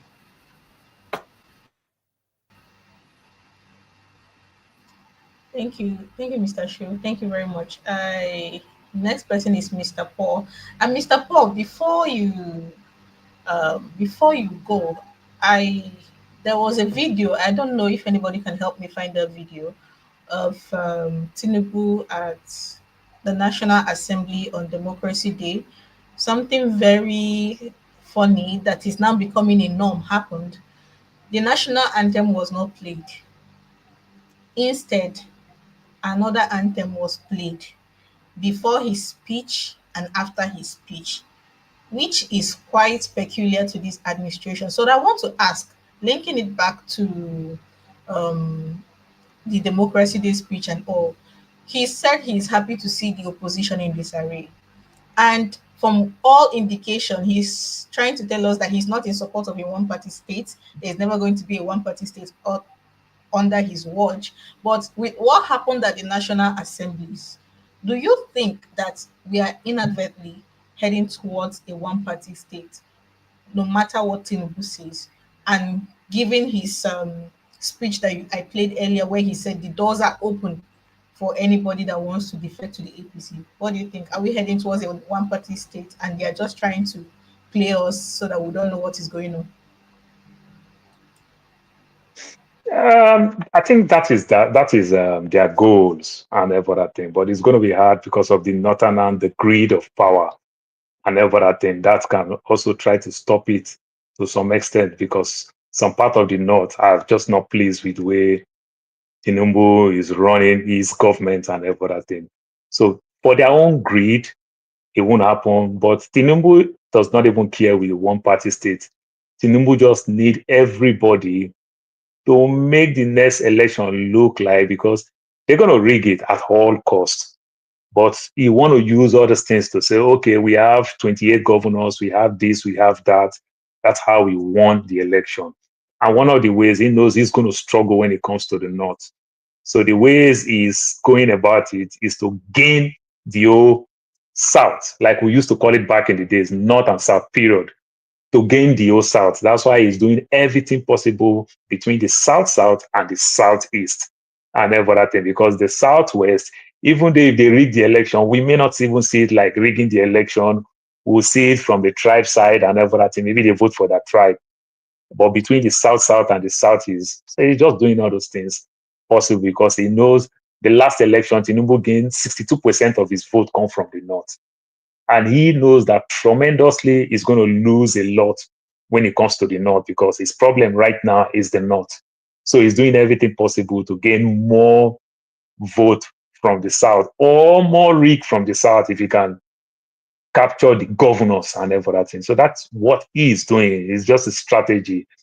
But say he's trying to do everything to make it one party. I don't think it will work. It will never work, no matter how far he can go with it. But to him, I just want to win. And if he win, like we used to say, some of us who are not so smart in school, he's just looking for C6. Let my people go. He's looking for that Moses.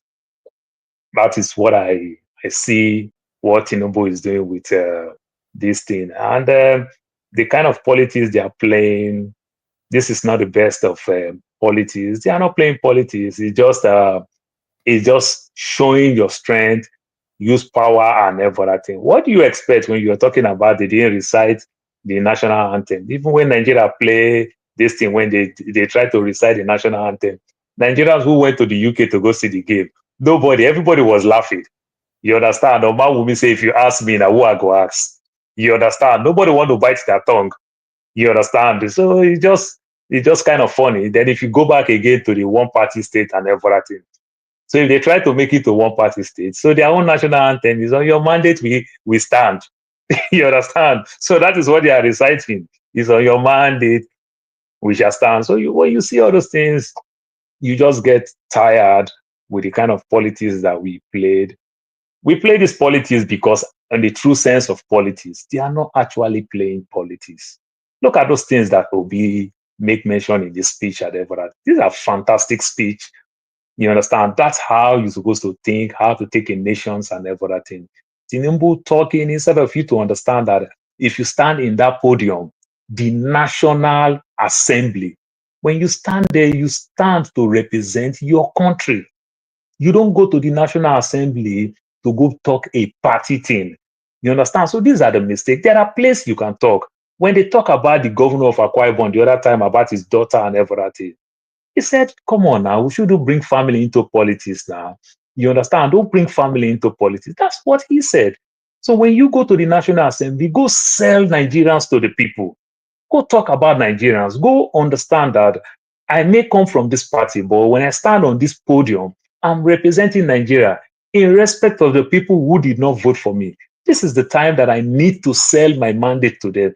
This is the time that I need to convince them. But they don't see it like that. It's just a show of strength, and that's what they think they know how to do and everything. Then they leave the rest of us who don't have anything to do, you understand, to discuss these shenanigans that they are doing everywhere and everything. Like I said, I was born, raised in Lagos.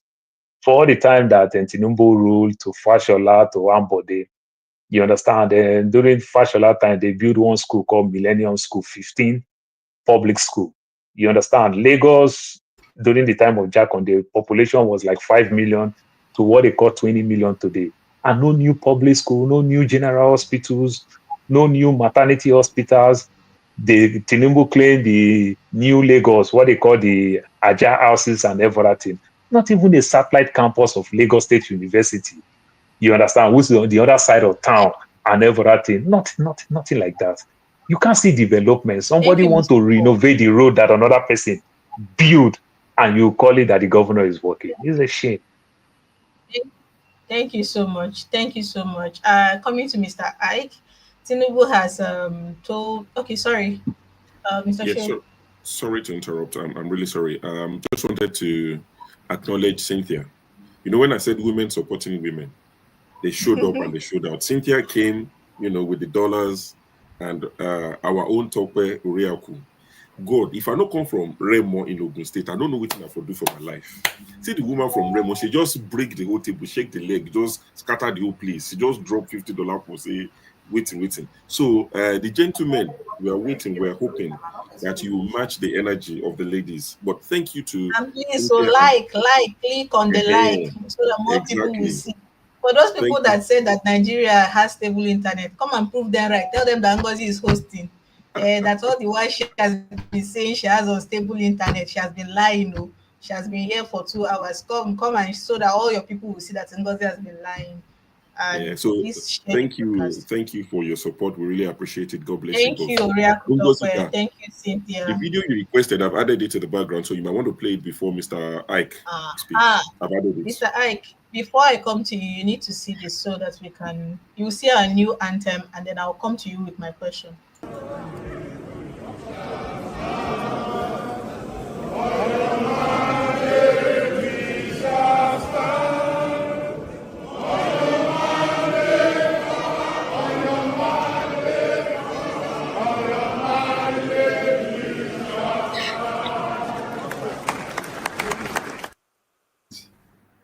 Okay. In case you don't know, that is the new national anthem. I know a lot of people are struggling with the old one, something about Nigeria, hailing Nigeria. You don't need to hail Nigeria. It is easy. You only need to stand on the person's mandate, Bola's mandate, and you are good to go. So on that note, Mr. Ike, you've heard the new national anthem from the House of Assembly. On your mandate, we are going to stand so you can see where the whole "I like you in disarray" comment is coming from. What do you think? Do you think the opposition is going to survive 2027? Has Tinubu successfully buried the opposition in Nigeria, even with all of Mr. P2P's newfound tough talking? Thank you, my sister Ngozi. No, first of all, let me thank Stay Humble for your contribution on this. I love what you said on the issue of this Bola Tinubu and the opposition, and I'm happy with what you said. I wanted to go that direction, but you have said that. Let me switch to another direction. For me, I did say when I was talking about the first time, I said, I don't have a president. I've never for one day recognized him as my president. And for those that are calling him your president, nobody asked why did he cancel the national broadcast he was supposed to give to the people that believe that he is their president. He canceled it, and he went to the National Assembly, and they are instead of singing their national anthem, they are singing "On Your Mandate We Shall Sing." So the whole people who are singing "On Your Mandate We Shall Sing," 2027 is the better hole where everybody is going to sink inside the hole that they are digging for themselves. So I don't care. I am not one of those people who believe that because what he's doing, the opposition is not going to survive 2027. What is going to happen in 2027 is even beyond the political parties. So I believe that the address of Mr. P2P, that is a presidential address. He is my president. Because that's what your man is supposed to do.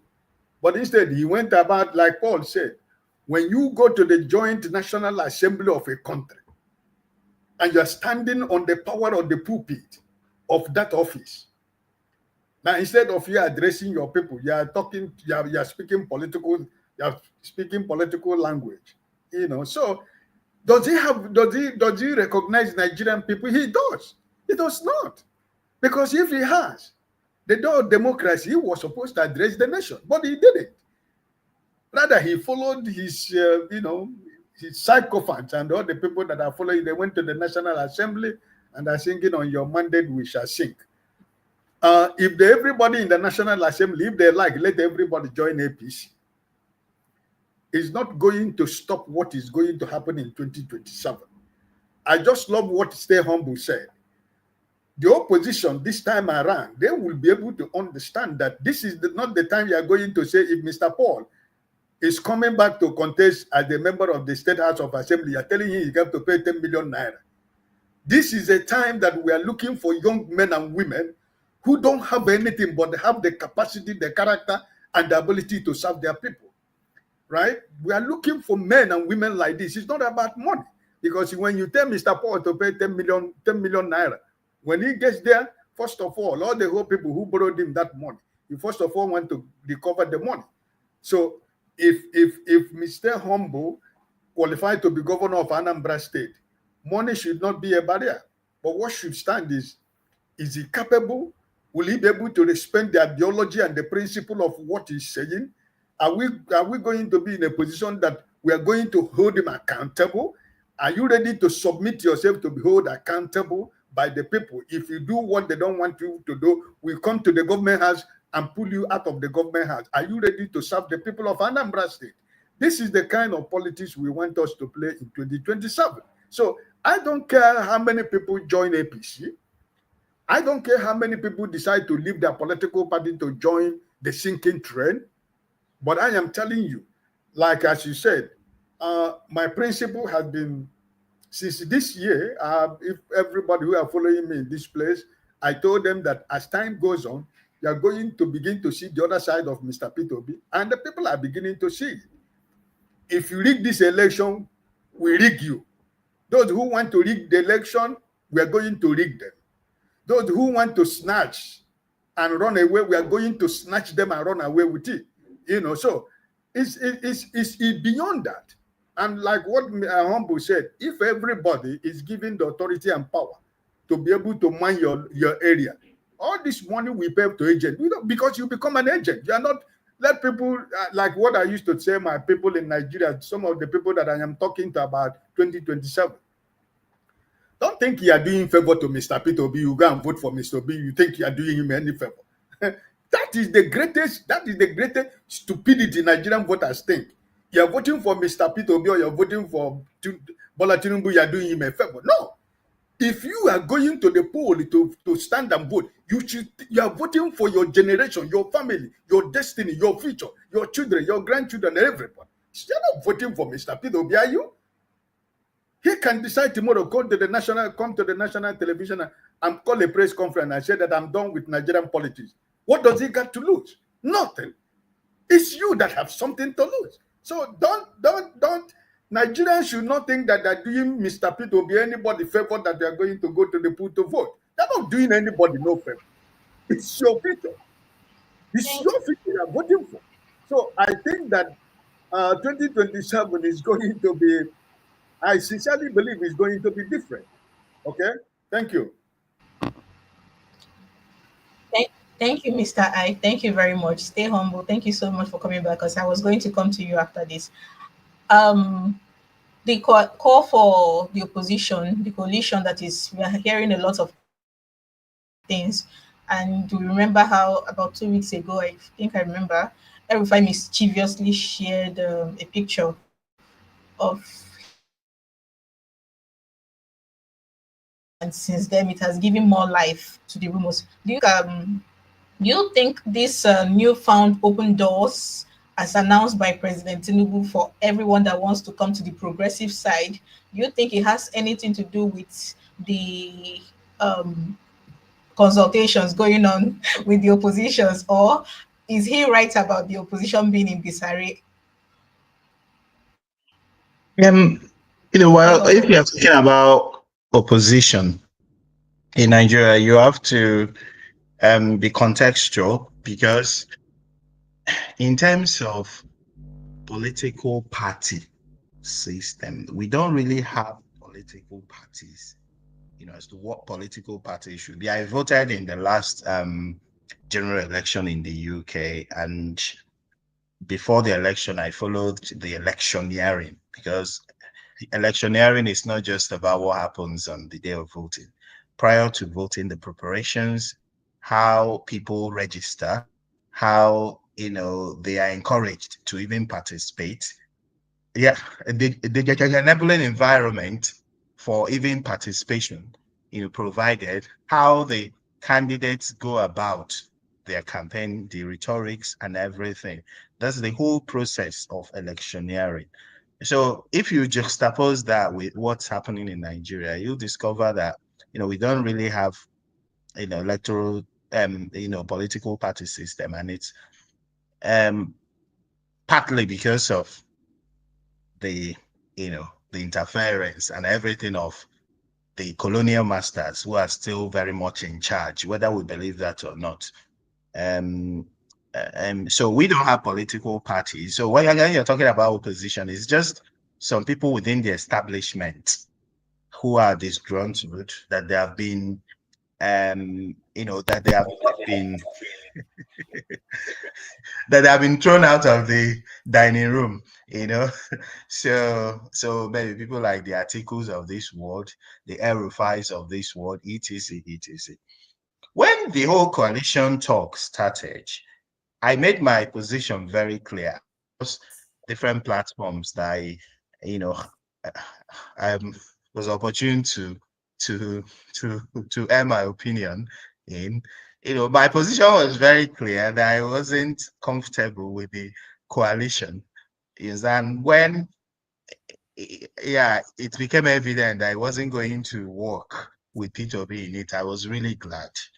Look at it now. What coalition do we need for Nigeria? We need a coalition of Nigerians. There are different interest groups in Nigeria, different groups. When you're talking about students, when you're talking about pressure groups, when you're talking about even religious organizations, there are so many groups in Nigeria, and they can come together. And we have the very powerful diaspora, the sleeping giant, diaspora Nigerians. We have, in fact, when you discuss with people from other countries, let's say South Africa, South American countries, even people from the Caribbeans, they think that we are sleeping. They think we have that massive strength that we've not deployed. And I keep on saying this, that we should deploy that strength. That's a very powerful, strength that we could deploy. So I don't think that, we should pander to any coalition of the articles of this world, because look at it now. You want to change the direction of Nigeria. You want to reimagine Nigeria, and you want to put Nigeria in the path of progress. You want a marked, significant deviation from what is going on. Do you think that if the likes of Atiku, El-Rufai, Rotimi Amechi, Arebe Shola, etc., even people that have been named in all sorts of heinous crimes, including crimes that have taken the lives of people, not even hundreds, in their thousands. People have disappeared in so many states. And these same people, they coalesce to put, let's say, P2B in power. Do you think that P2B will be able to serve the Nigerian people? Do you not think that there will be clauses? There will be no-go areas. And those are the no-go areas, those contracts with foreign firms, those ethnic, those important structural issues in Nigeria that nobody should touch. Do you think that P2B will be able to do that? It will be Buhari 2.0. Because even the Buhari himself, though I am not a big fan of him, probably, would have done a little his so-called corruption fight, but because he had been shackled by those people that put him in power, he was just almost useless. You understand? So if a P2B will come to power, let him come to power through the power of the Nigerian people. Thank you. Thank you very much. It's like you were keeping to the time with me. Yeah, keeping to the time with me. Thank you so much. Stay humble. I welcome Mr. James. Before I come to Paul next and Mr. Ike next, let's hear from Mr. James. Thank you for joining us. We are talking about Tinubu's independent P2B's speech on the same day. Can you hear me now? Can you hear me? Yes. Can anybody else hear me? I can hear you now.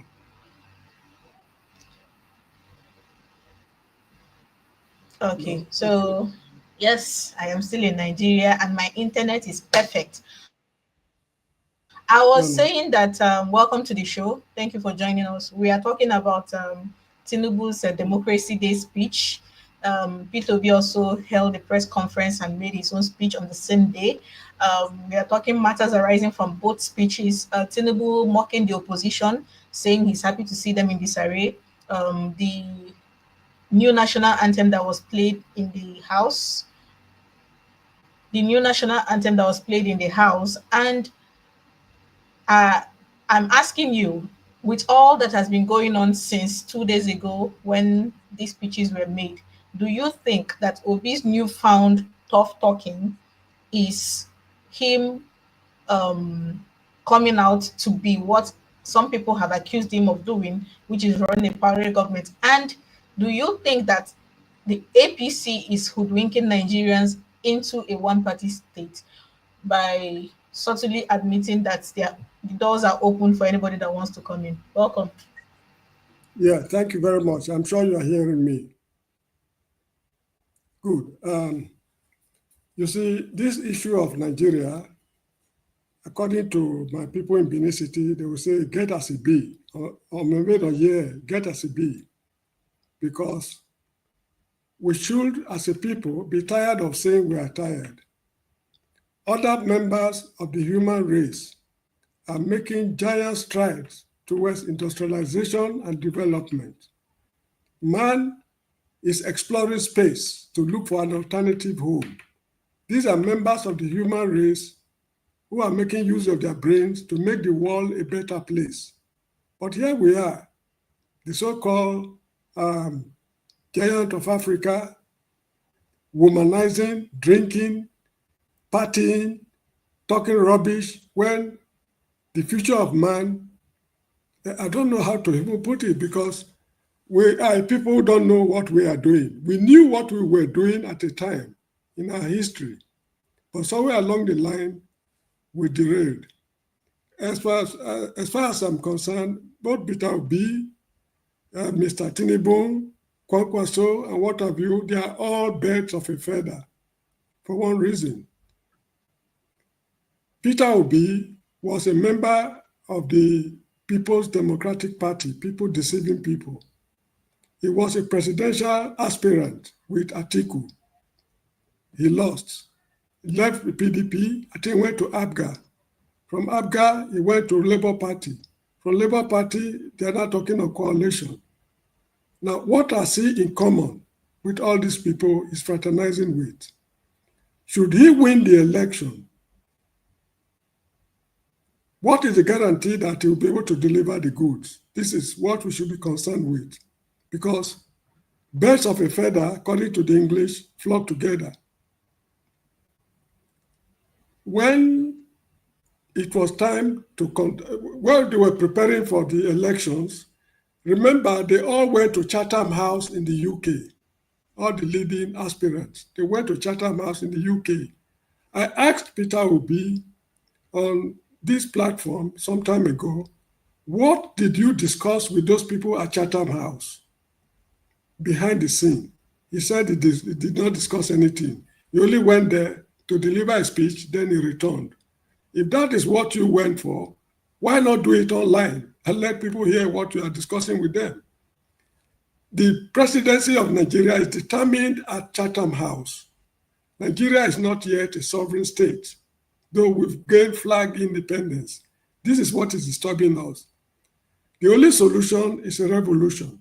We need a revolutionary government.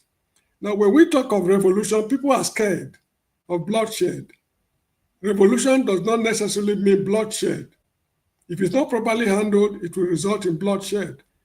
In the history of the English people, there's what they call industrial revolution.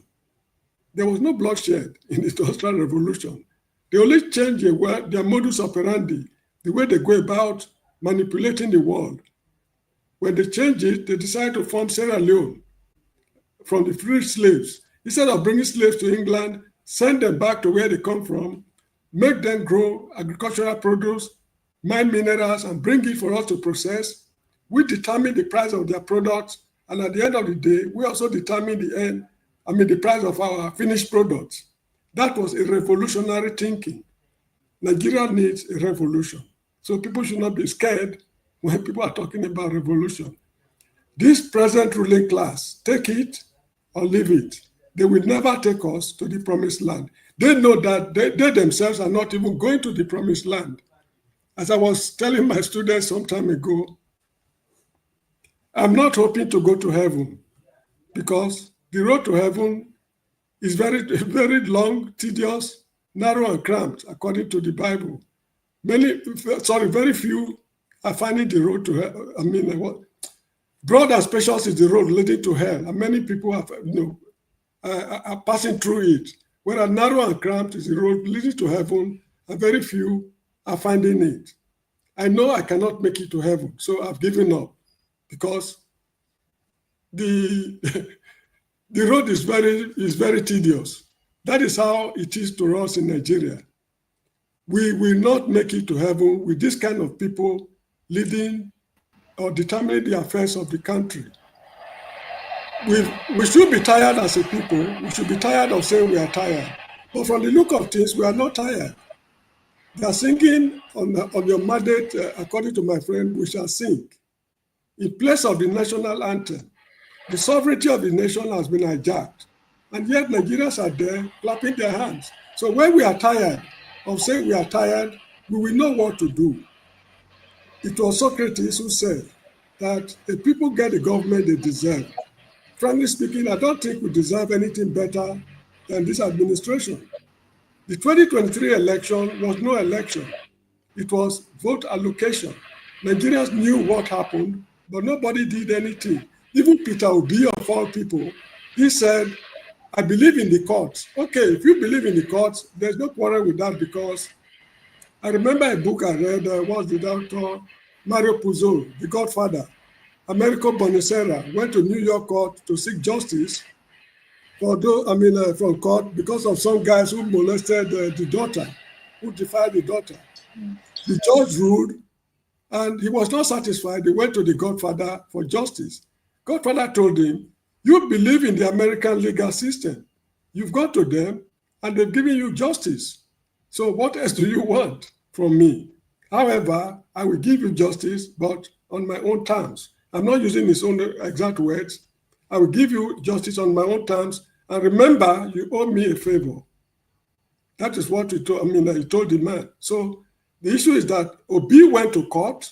The court has ruled, and that is justice. So what are they looking for? As for what's his name, Mr. Atiku, he went to court to stop Jagaban from becoming a president. He forgot that the Constitution of Nigeria barred him from contesting the election because there's a section I cannot remember of it, which says that before you can contest election in Nigeria, you must be born in Nigeria. He was not born in Nigeria. He was born in the mandated territory of Cameroon. He went to court, and the court played the Mago game, and they said he's free to contest. So if the court ruled that you, who is not qualified to contest, that you are free to contest, if the same court is saying that you have lost, who the hell are you to say that the court is wrong? So you cannot be cherry picking. So you either believe in the judicial system or you don't believe in it. This is how I see it. So let Jagaban rule. According to this man, what's his name? Buba Galadima. I can't remember the exact words he used. Let Nigerians suffer. Because when they suffer, they know exactly what to do. 2027 is a scam. I told my friend, good friend on Symphony TV, Victor Iriole, that we don't need any election. This coming election is a scam. That was what I told him in 2022 on our road to 2023 program on his Symphony TV. And it turned out to be so. The election was a scam. The next election is still going to be a scam. The laughable thing is that Nigerians are preparing to be entertained with another scam, hoping for manna to fall from heaven. They forgot that if truly manna fell from heaven, during while the Israelites were going to the promised land, manna no longer fall from heaven. There's already shortage of manna in heaven because so many people are, They cannot help themselves. I read a book by one lady, they call her Natasha or so, a Russian lady. In a world where people are finding it difficult to help themselves, you can no longer say heaven help those who help themselves. Because if you say heaven help those who help themselves, it means God can only help you if you help yourself. But now you can no longer help yourself. So God has got less work to do. Because for him to help you, in the first place, you must help yourself. And since you can no longer help yourself, you are making things better for the old man because he's actually tired of the affairs of man. This is how I see it. Nigeria is a joke. And let us keep on enjoying the joke. When we are tired of saying we are tired, we will know what to do. Thank you so much, Mr. James. Thank you so much. I want us to still on the Tinubu Independence Day opposition and still on these three topics. I want us to move to a different angle because still on the opposition and Tinubu about Wike's prayer prayer chanting moments when he's playing us. But that is not the angle I want us to come from. Wike, as of today, is still a member of the PDP. He is still a card-carrying member of the PDP. Tinubu, in his address, invited him, told him that the doors of the APC are open to him to come in whenever he wants. I want us to come from that angle and the whole everything the Wike has been involved in.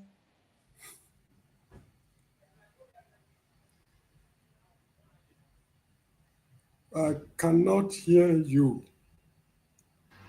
Oh, she got frozen. Yes. The network. Anyway, let's just go on a break so that I'll sort my let's just go on a break. Let me sort my internet, and when we come back, we'll talk Wike, his continued membership of the PD, even though he's actively working with the APC. No, but we can hear you now. There's no need for us to.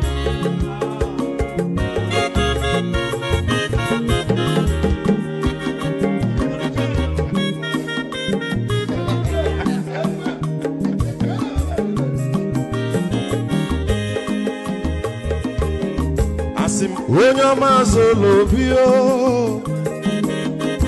akwa nwa zoro bio Maxi ịbịa bunyego kwanu m n'ofube n'azụ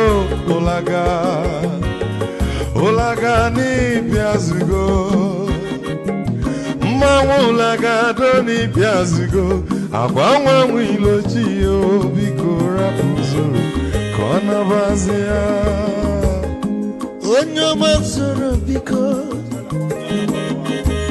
abọmma wazoro dosari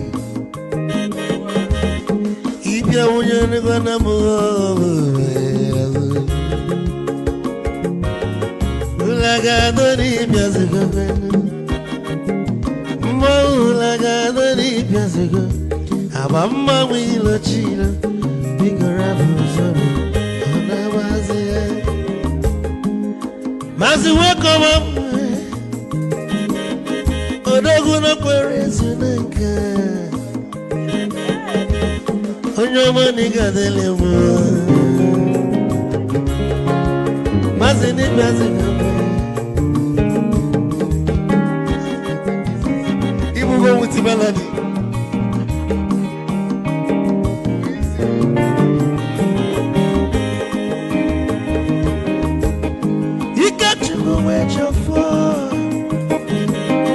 Odogu na chala noka Ezi wane mliga delemo Olagado ni pezigo noe Ma olagado ni pezigo Amama mwilo chilo Bikora muzoro Anabaze Te Onyama zoro de Mama wazara nesari Ibya muya nukwana mo ofube naru Mulaga no ne biazugo Nazaboy Olagadoni Biasugo, Amamagilo Chilo, Biko Rapuzero, Anabazi, Odogo Canano Mikachofo, Amaquamnica Gogogia, Oligwe Quello, Ikejama Bella, hey, you want?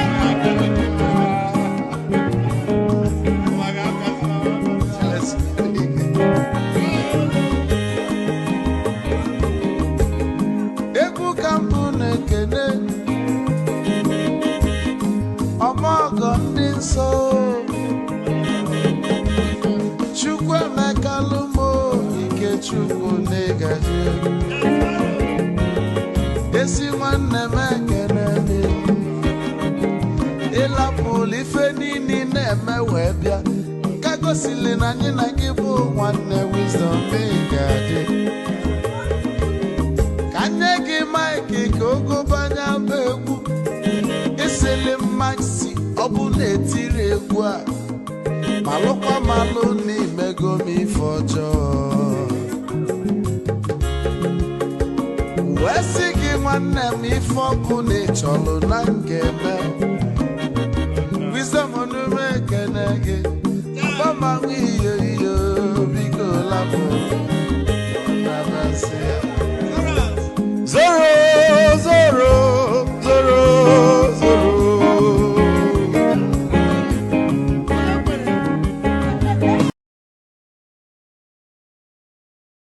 Thank you so much for watching. Thank you. Have you subscribed? Yes, you. Have you subscribed? You. Yeah, before you go, click. It's free. Click. Just that's it. Have you subscribed? You are laughing. Have you subscribed? Have you subscribed? Thank you. Thank you.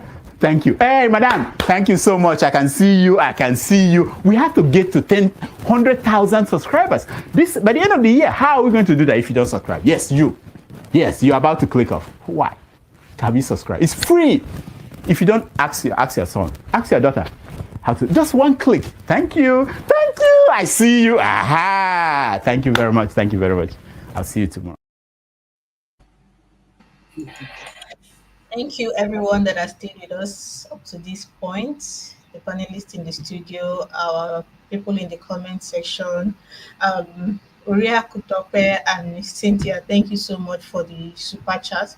We appreciate. If you have not liked this broadcast, please help us click on the thumbs up button. It will help more people to see this broadcast and help us support this channel to grow by sharing and clicking on the thumbs up button. You can also help us with super chat or send to the information on the lower part of your screen so that we can keep this going, this conversation, so that people can keep coming here to have their say. Now, still on the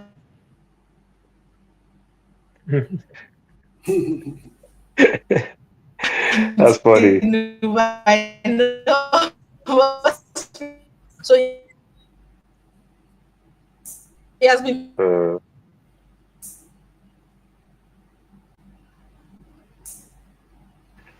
Oh, Ngozika, it looked like it started having rain.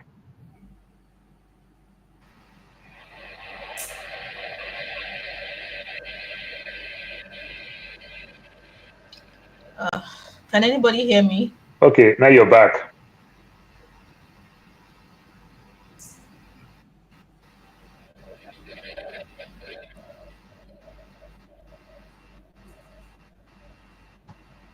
No way. Rose.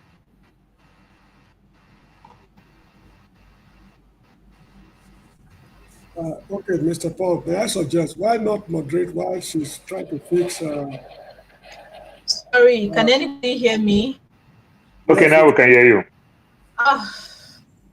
Welcome to my life in Nigeria. This is what I go through every single time you see me come on this show. So I have two-factor, a break in transmission. So I'll show you my two-factor authentication. I have this one. I don't know if you can see it. I have this one, and then I have a smaller one. just to make sure that I am not cut off by the internet. Still, I'm not safe. But that is just by the way. I was saying that the FCT minister. Am I still audible? Yes. So I was saying that in the last 1 week, Wike has been in the news. The most popular being his near air accident. But beyond that, he has also done some things. Wike is still a card-carrying member of the PDP, even though he's working in the APC administration. So he used his position as a member of the PDP over the week to call on the People's Democratic Party to zone the presidency come 2027, to zone the candidacy to the south. And then he went on to back Senator Sam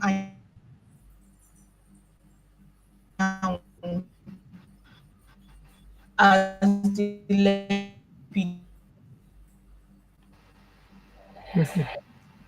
all this was within the week when this was within this last week. So yes, he's been in the news. And I'm bringing this up because we are still talking about the opposition, the role of the opposition, Tinubu, PDAPC, the man from Kaduna, El-Rufai.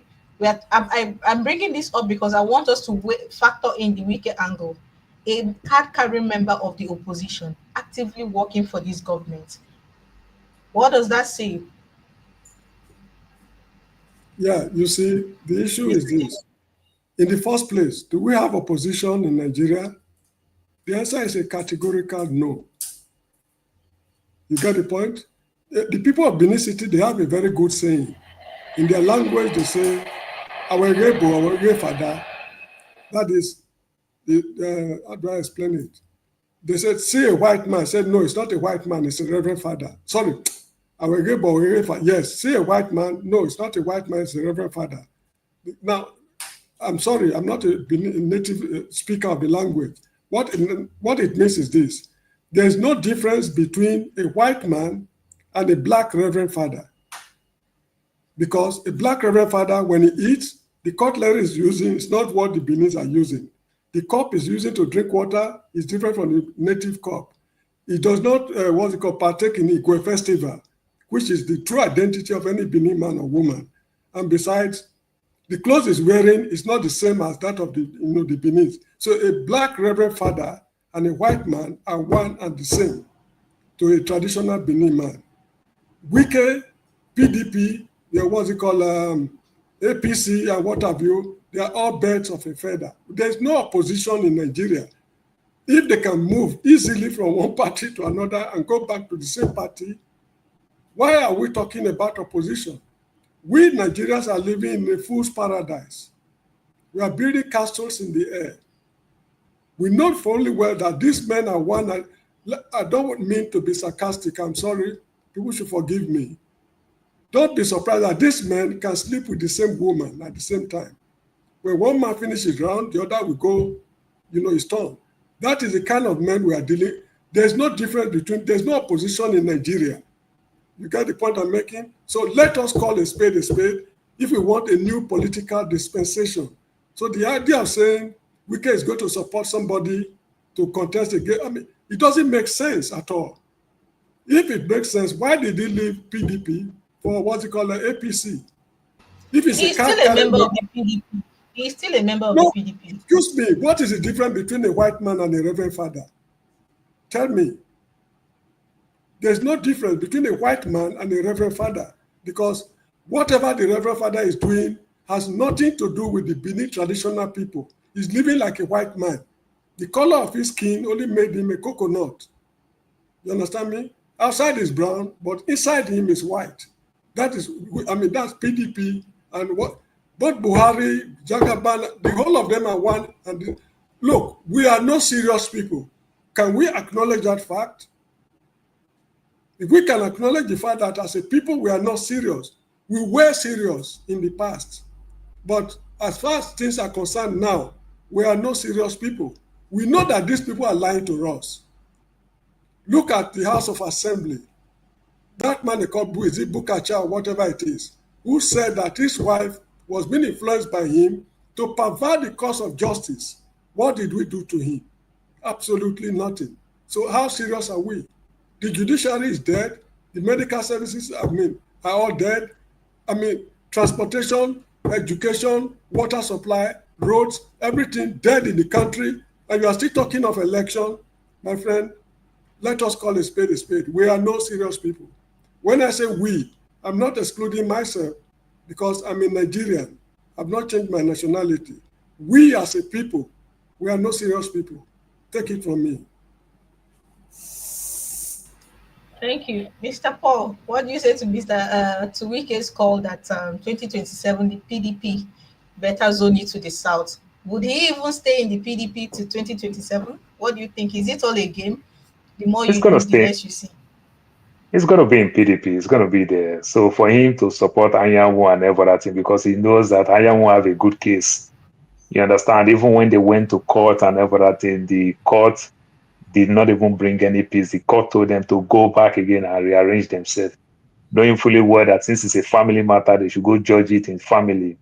Then if it didn't work well with Anyanwu, then they'll go back to court again for redress of the case. And when court come back again, court will now end up support Anyanwu. So that is the thing. So anybody now that go to PDP and didn't gain anything from Anyanwu, then if you win an election, then if Anyanwu say he did not sell tickets for you, he's a secretary, he did not do this and that for you, then you don't have a case. So that's just the thing. So he knows what he's doing and everything. But like I will follow my senior brother, like I would say, I will make some funny quotes here and there. You know, Francis Bacon said, "Blessed is the man that hope not, for they shall not be disappointed." If I don't expect anything, then I don't think I will go to get disappointed. But it's so painful because that is the country that I first make friends, I make family, I have loved ones. But I started losing hope. Then on the soft side again, I know my Christian people will come for me and everything. Somebody said something that they want to give the devil some work to do, and said, I told the devil, say, just forget about it. The devil said, ask everybody, I have results, I delivered very well. The person just forget. The devil said, no, ask everybody. And the man used to give the devil the contract. He said, go take one Nigeria down. And the devil said, you said Nigeria? He said, yes. You know, I need to do Nigeria work. Because I will do one now, you will do 9. Then you blame the 10, saying the devil do the 10. So even devil too get fed up with Nigeria. You understand? My wife, one of my wife's childhood friends, she said, my sister, I don't come on my case for God handle because everybody did God hand. So now God leg at the whole now. So that if God make one step, maybe I go join you for America. Say she don't come on her hand. Because all of us now we did God hand. This is the thing. On the soft side again, another thing that I would say, look, my bishop, my pastor is in America, Odumeje. Please, everybody come and watch my pastor. He's in America. All the power that you have never used, maybe we will use the power now and never that thing. I am telling you, Nigeria is dealing with us. See, let me tell you, sometimes it just look like we are not the best of people. You understand? If my children punish me tomorrow, I don't think I will blame them. Like the way some of us will say, you see, America, America, America, America. I don't think I will blame them. When every day my son will ask me for burger money, I'll say, do you know this money will pay somebody's school fees in abroad? Do you know this money will cook a pot of soup? Tomorrow, if that child also tell me, Daddy, what about the people you help in Africa? Let them also take care of you. Will I blame them? You understand? Daddy, I want this shoe. I will say, oh, that's somebody's school fees in Africa. Will I blame them? We'll just work and send all this money back home. You know, let us tell ourselves the truth. My kids will not even understand how Nigeria works. So that small house that I have over there, you understand? Then somebody will first of all fool him and say, oh, this is the amount. They'll cheat him. They'll tell him agent and agreement fee. We think it's the normal standard. Then I will invest maybe $100,000. Then tomorrow, if I'm not there, the kids will end up get maybe $10,000 for the investment because they will not go back there. They will not stay there. The country has failed us. If you look at the entertainment industry, the way it's growing, everybody will be telling you, oh, come back home, crazy this, crazy that. My sister, let's tell us the truth. If I bring my 70-year-old woman to America, my old mother to America, nearly everybody will be happy. Ah, Paul, you try, oh, God bless you. Thank God, oh, you don't carry that mama commode. The mama go get good treatment. Since your mama, they fresh. The reverse supposed to be the case. Neither is supposed to be planning my departure to go back home than bringing my aged parent to come here to come and suffer. My sister, any nonsense food in Nigeria is better than any mortuary food that we eat here. Egusi dey for freezer for 9 months. Ogbono dey for freezer for 9 months. Mr. Ike no go gree eat 2-day soup for Nigeria. But guess what? The soup the egusi they will take cook soup for them today. E dey freezer for the past 7 months. What kind of suffer is this? Mortuary food. Now they chop. We love that country, but the country keep failing us. It is painful. You understand? The people who have not come will think, oh, you guys are enjoying. You guys are... My sister, I understand. When you put tomato for fridge, if NEPA no take, like, it go dey fresh. Not be say you give the tomato any special nutrient. It may be fake tomato, it may be GMO. You understand? It's like all this fake banana, fake food that we eat here. It might look very, very fresh, but is it nourished? Look, the people in our village back in the days, in our village, who we call poor people, they eat very organic food. That's why they don't even sick. You see us in city, we cry when we don't have doctor. No money, because we eat fake food. It's so polluted and everything. You understand? That's the life we're living here. If that country work, it worked for all of us. People will not think that you are better. You don't understand the way the country. While we nag, we complain, we say all these things. It's because we still love home. The best weather you can think of, the best food you can think of. I still have my neighbor's back. My neighbors still have my back. It is very okay for my neighbor to gossip me. You understand that my neighbor to discuss only my dog and cats. Never talk to me in this part of the world. My sister, not be so they live life back home. You understand? Neither my dog back home. If I don't eat dog, I probably have somebody in the street that eat dog. So if the dog is sick almost to die, there's somebody that will still eat the dog for good. You understand? That here we discuss my dog, but they can't discuss me. Still, I said the truth. It's painful. We love the country, but the country keeps failing us. And Francis Bacon said it clearly. Blessed is the man that hope not, but they shall not be disappointed. Thank you very much, Mr. Paul. I want to come to Mr. Ike. Mr. Ike, you'll be the last person to speak on this video. Still, remember, we're talking about accusations against P2B for running a parallel government, Tinubu mocking the opposition, that they're in disarray. And then Ngozi, I'm so sorry, just 10 seconds. Now that you talk, Obi, sorry, just 10 seconds. Quickly, let me just touch on this. I just want to touch this on, then you join it to Mr. Ike. Sorry. See, people don't understand this thing called opposition. They want to use opposition like in the rare sense that they do it in the UK. The next opposition is Atiku, who comes second. You understand? But in the UK, as an opposition, you are part of the government. They pay you. But in Nigeria, in America, it's not like that. So anybody can be opposition, not like the first running mate that they paid. So Obi is doing a great work as an opposition. Okay, so thank you very much. I want to play a video, but I'll do that after Mr. Ike. Mr. Ike, still on Wike and Tinubu and Obi and Independence Day. I want to ask on a lighter note. I don't know if you saw the video of Wike when he thought his plane was about to go down, how he started calling on the Lord to come save him and every other thing in between.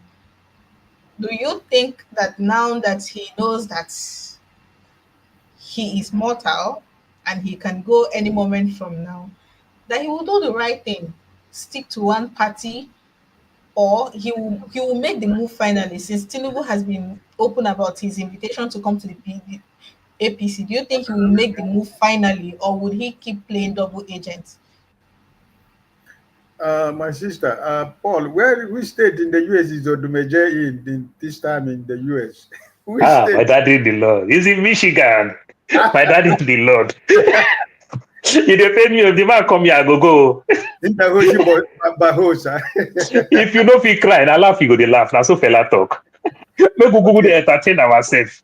Exactly. Well, Ngozi, listen. You know, Peter Tosh said that there is one of the Peter Tosh songs that says, everybody wants to go to heaven, but nobody wants to die. Now tell me how you are going to go to heaven.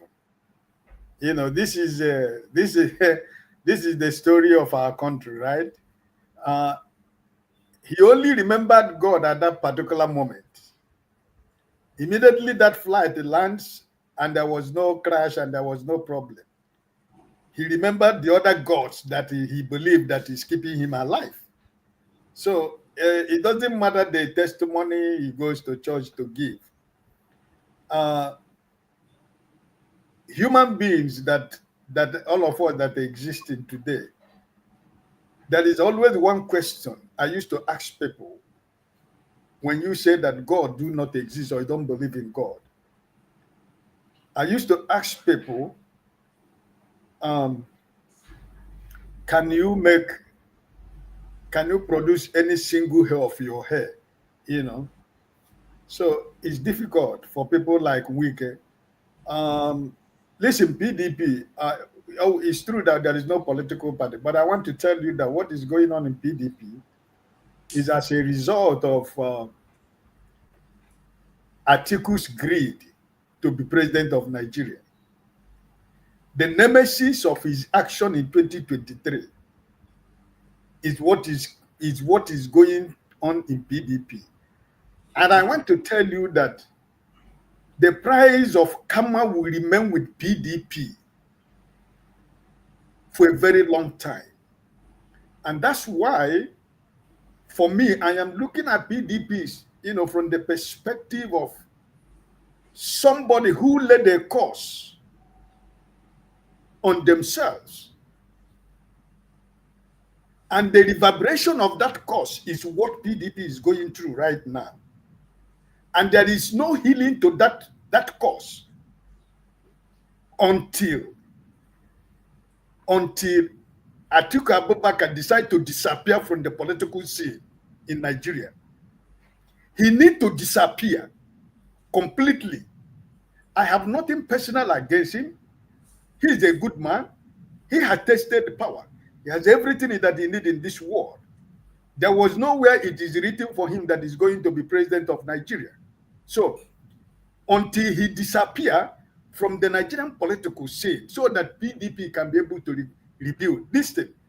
Wike has been, this is a man I don't want to talk about, but I want to tell you, Wike has been the financier of PDP.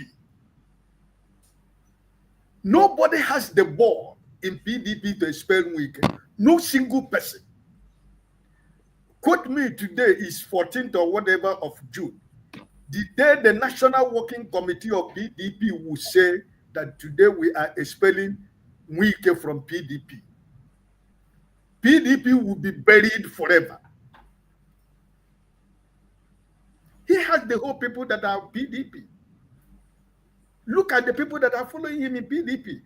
The PDP as a group they don't have anybody anymore. Everybody has gone away. Bala Mohammed is with one group. Governor Makinde is with one group. Senator Saraki is with one group. Nwosu Wike is with the board. Atiku, even his people, his loyalists, that everybody has abandoned him. The last person, you see, Showomimo last week. The man who has been begging Mr. Peter Obi to come back to PDP. That's the only way that PDP can survive. All of a sudden, during the time of Sally, he went to kiss the ring, and he came out to tell us that the man in Babylon is more intelligent and more smart than every politician in Nigeria. And there is no covenant that I have with PDP, which means that I have every right to go to APC tomorrow. So what are you talking about? Do you still have a PDP? No, you don't have. It's just on paper that the PDP is existing. So I think that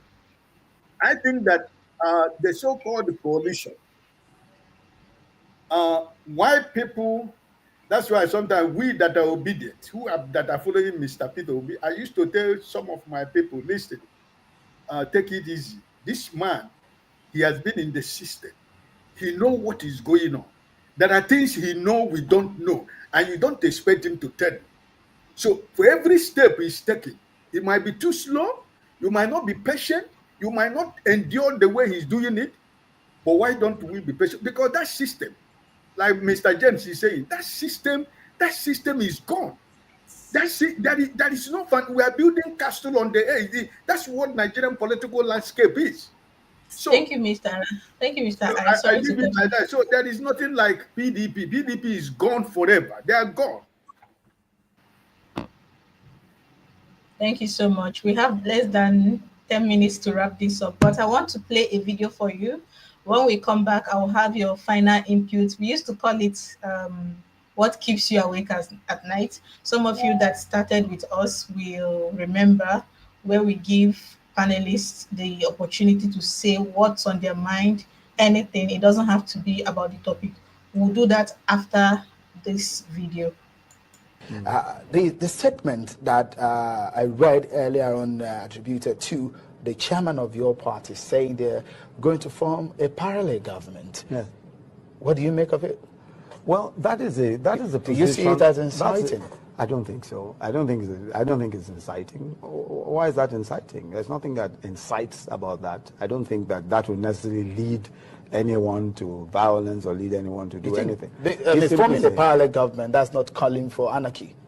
Not necessarily. Not necessarily. But it could be. No, not necessarily. Look at cases. Look at cases. Let's look at political history. Look at cases where persons, where the government, for instance, has decided on where the government decides that they're going to ignore the wishes of the electorate and simply override the wishes of the electorate. What the opposition has usually done in such cases is to reject the results of the elections and to say that they will constitute their own government, that they will constitute a government. That is simply a way of taking a stand. It simply is taking a stand against the government and putting the government under pressure. That has happened in several places in Africa, several places in the world, where people have said, on account of electoral injustice, they are going to do certain things and all of that. And if they do so, so long as they do not call anyone to violence, all they're saying is that we are also going to constitute ourselves into a government. If you fail if you're unjust or if you ignore the wishes of the electorate. Personally, I don't think that that's necessarily inciting. Because the fabric of it. And on that note, we are bringing the show to an end in the next 7 minutes or thereabouts. So I will go from Mr. Paul to Mr. Ike and then finally to Mr. James in 2 minutes, please. 2 minutes each. Tell us anything. Well, it's just funny when I see, I know you may be one of your topic, Adaso Shomole, the shenanigans that he did and every other thing. And the country is so funny, like I make mention of this Abacha thing, where NCAA can't bring the CCTV footage and every other thing. Then Oshumole is playing some cheap politics to that thing. Look, I can check in for my flight. I have a flight tomorrow to catch to Houston, Texas. I can check in right away, right now, as far as under 24 hours. But it's not when you check in. It is when you get to the gate. And you are lying that you don't have a luggage to check. If you don't have a luggage to check, what are you doing on the counter? You just walk straight. You walk straight. If I don't have a luggage, I already check in. I don't go to the counter any longer. I walk straight, go past TSA, and walk straight to my door to go catch my flight. Maybe when I get to my flight, if they already closed the door, then there's nothing I can do. You don't have anything to do with the counter. You understand? So lying this Koroju, what Yoruba call Koroju lie, it's just hard. This age that I am now, my mother will not back me and go find a man. At least my wife can back my 18-month-old son and go look for another man. Why did they lick my wife ice cream? They go also give my Pekin ice cream too, they lick. Yes, it's okay for an 18-month child. But at my age, my mother will carry me in my back and go see another man. It's laughable. You understand? If you don't have a bag flying, it is simple. As ABC, you don't go to the counter. You already check in. Walk straight past TSA and whatever, you go to your gate. You understand? And if you go to your gate, if the door is closed, you already know on your own self you miss your flight. Because once the door is closed, there's nobody there. Once they close the door, there's nobody there. You won't see anybody there. You just, you run past security and you miss your flight. You say you check in. You check in 24 hours before your flight. So it's not about checking in. And the people understand these things. But even though the so-called airpeace people, They were almost scared to say the right thing because they don't want to offend big man. And big man is lying koroju lie. Thank you Very very funny. much, Mr. Paul. Thank you very much. Mr. Ike, what keeps you awake at night?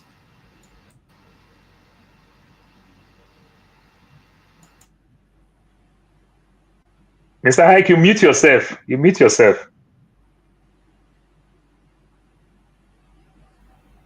Yeah. Thank you, Sister Ngozi, for handling the program today. It was blessed to be here. And my brother Paul, God bless you. Mr. James, God bless you. I really think that what is it that keep me late at night is nothing more than Nigeria, my country. Like we are not there, but when you look at the drama that happens every day, the people that are supposed to keep the law, when they break the law because of their persons and their personality and their power, they think that they are above the law. And when you try to make them to understand that the law is no respecter of persons, they will bring their power to show you. But when they travel in developed world, you see them put their hands on the train. They stand up on the train. You know, they whatever that is done to follow the train or the tramp or the whatever, they respect it. They obey it. They follow the rules. They follow the system. But when they go home, they become lawless men and women. So it's funny. It's drama. It's one of the things that we enjoy. So sometimes because of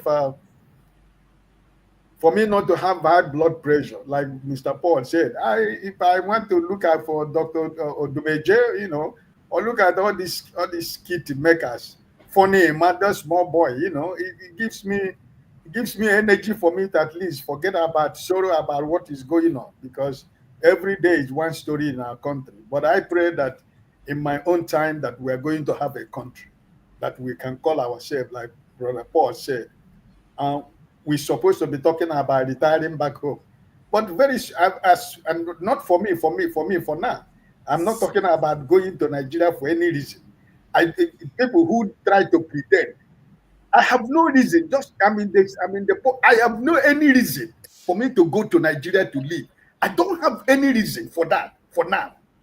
That is to tell you how bad it is, right? And I don't advise anybody who wants to, because it's not a place.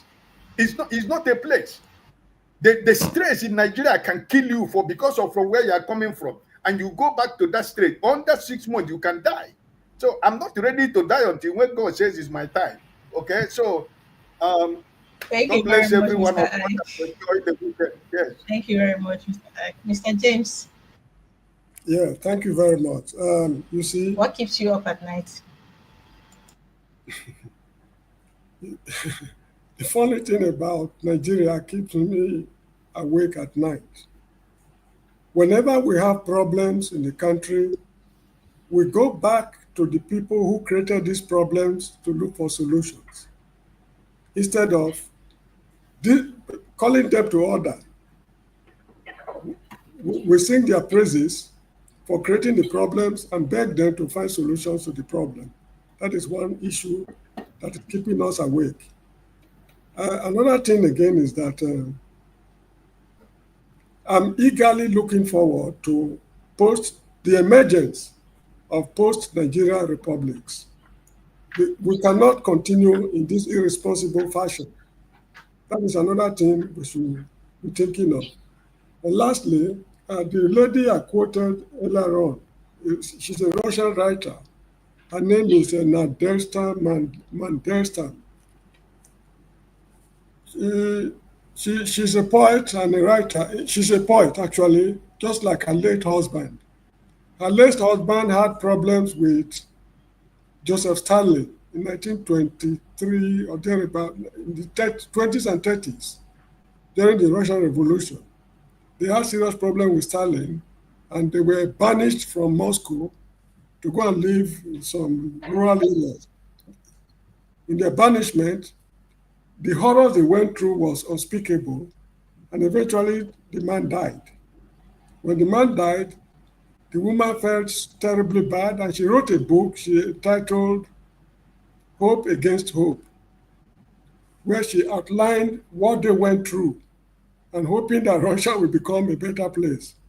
But as time goes on, she lost hope easily, just like the wind blowing in the air. It's as easy as losing hope. I mean, she lost hope in that fashion.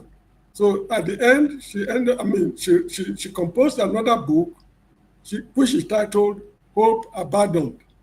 That is the case with Nigeria. Initially, it was hope against hope. At the end of the day, when it dawned on her that there's no way out, she composed another very beautiful book she titled Hope Abandoned. So that is the case with Nigeria. In that case, actually, they were anti-Soviets. They were capitalists. They supported the Western ways of doing things. That's why Stalin descended on them heavily. So that is that. Just like the woman, I was having hope. I was hoping that Nigeria would become a better place, but it's not a case of hope abandoned. I've abandoned hope. So the best thing is for new republics to emerge from the ashes of Nigeria. So thank you very much. Thank you so much. Thank you, Mr. Paul. Thank you, Mr. I. Thank you, Mr. James, for staying with us to the end of the show. Thank you to everyone that came in earlier. Thank you to our executive producer, Mr. Show. He has saved this show, but you people do not know the work he has been doing at the background. Thank you so much to our people in the comment section. You people are the real MVPs. To our Odogreses that made sure that today my village people do not laugh at me for sending in their super stickers. Thank you so much, Cynthia. Thank you, Riakutokwe. Thank you, Superman. We're so grateful. Thank you so very much. There is a broadcast coming up right after this from Forefathers and his crew are going to be coming on next. In a different broadcast right after this one, they're going to be talking about Trump versus Elon Musk. They're going to be talking about Israel's invasion of Iran. You know, all those geopolitical talks you people like a lot, they are coming up after this one. Thank you all so very much, and I leave you with this. Thank you to all our super donors. You people are the real MVP, and please do not forget to like, share, and subscribe to this channel. Our goal is to get the Dr. Delami's channel to at least 100,000.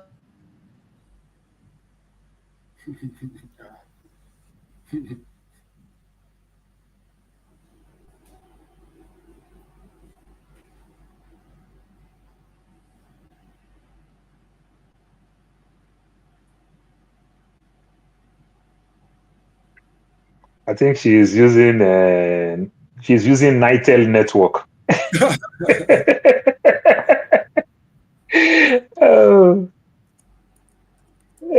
Nigeria, very funny. You know,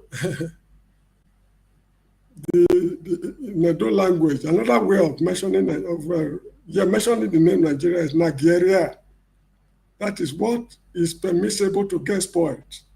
When a Benima says Nigeria, that is what is allowed to get spoiled. That is what is happening. The country is finished. It's finished. It's finished. It's irredeemable. It's irredeemable. The country is finished.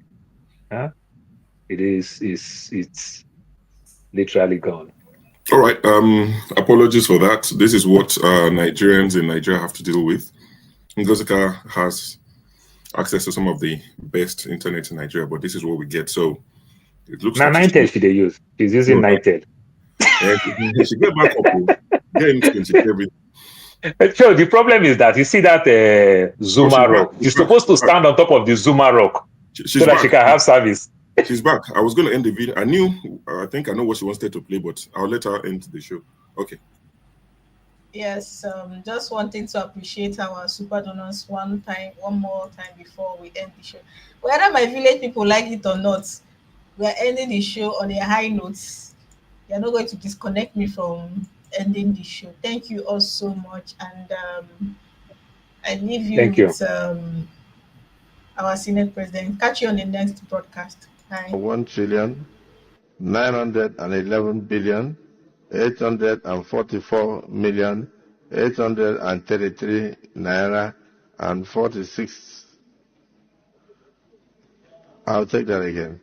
1,911,844,000,000. 1 trillion. This money is too much for me. One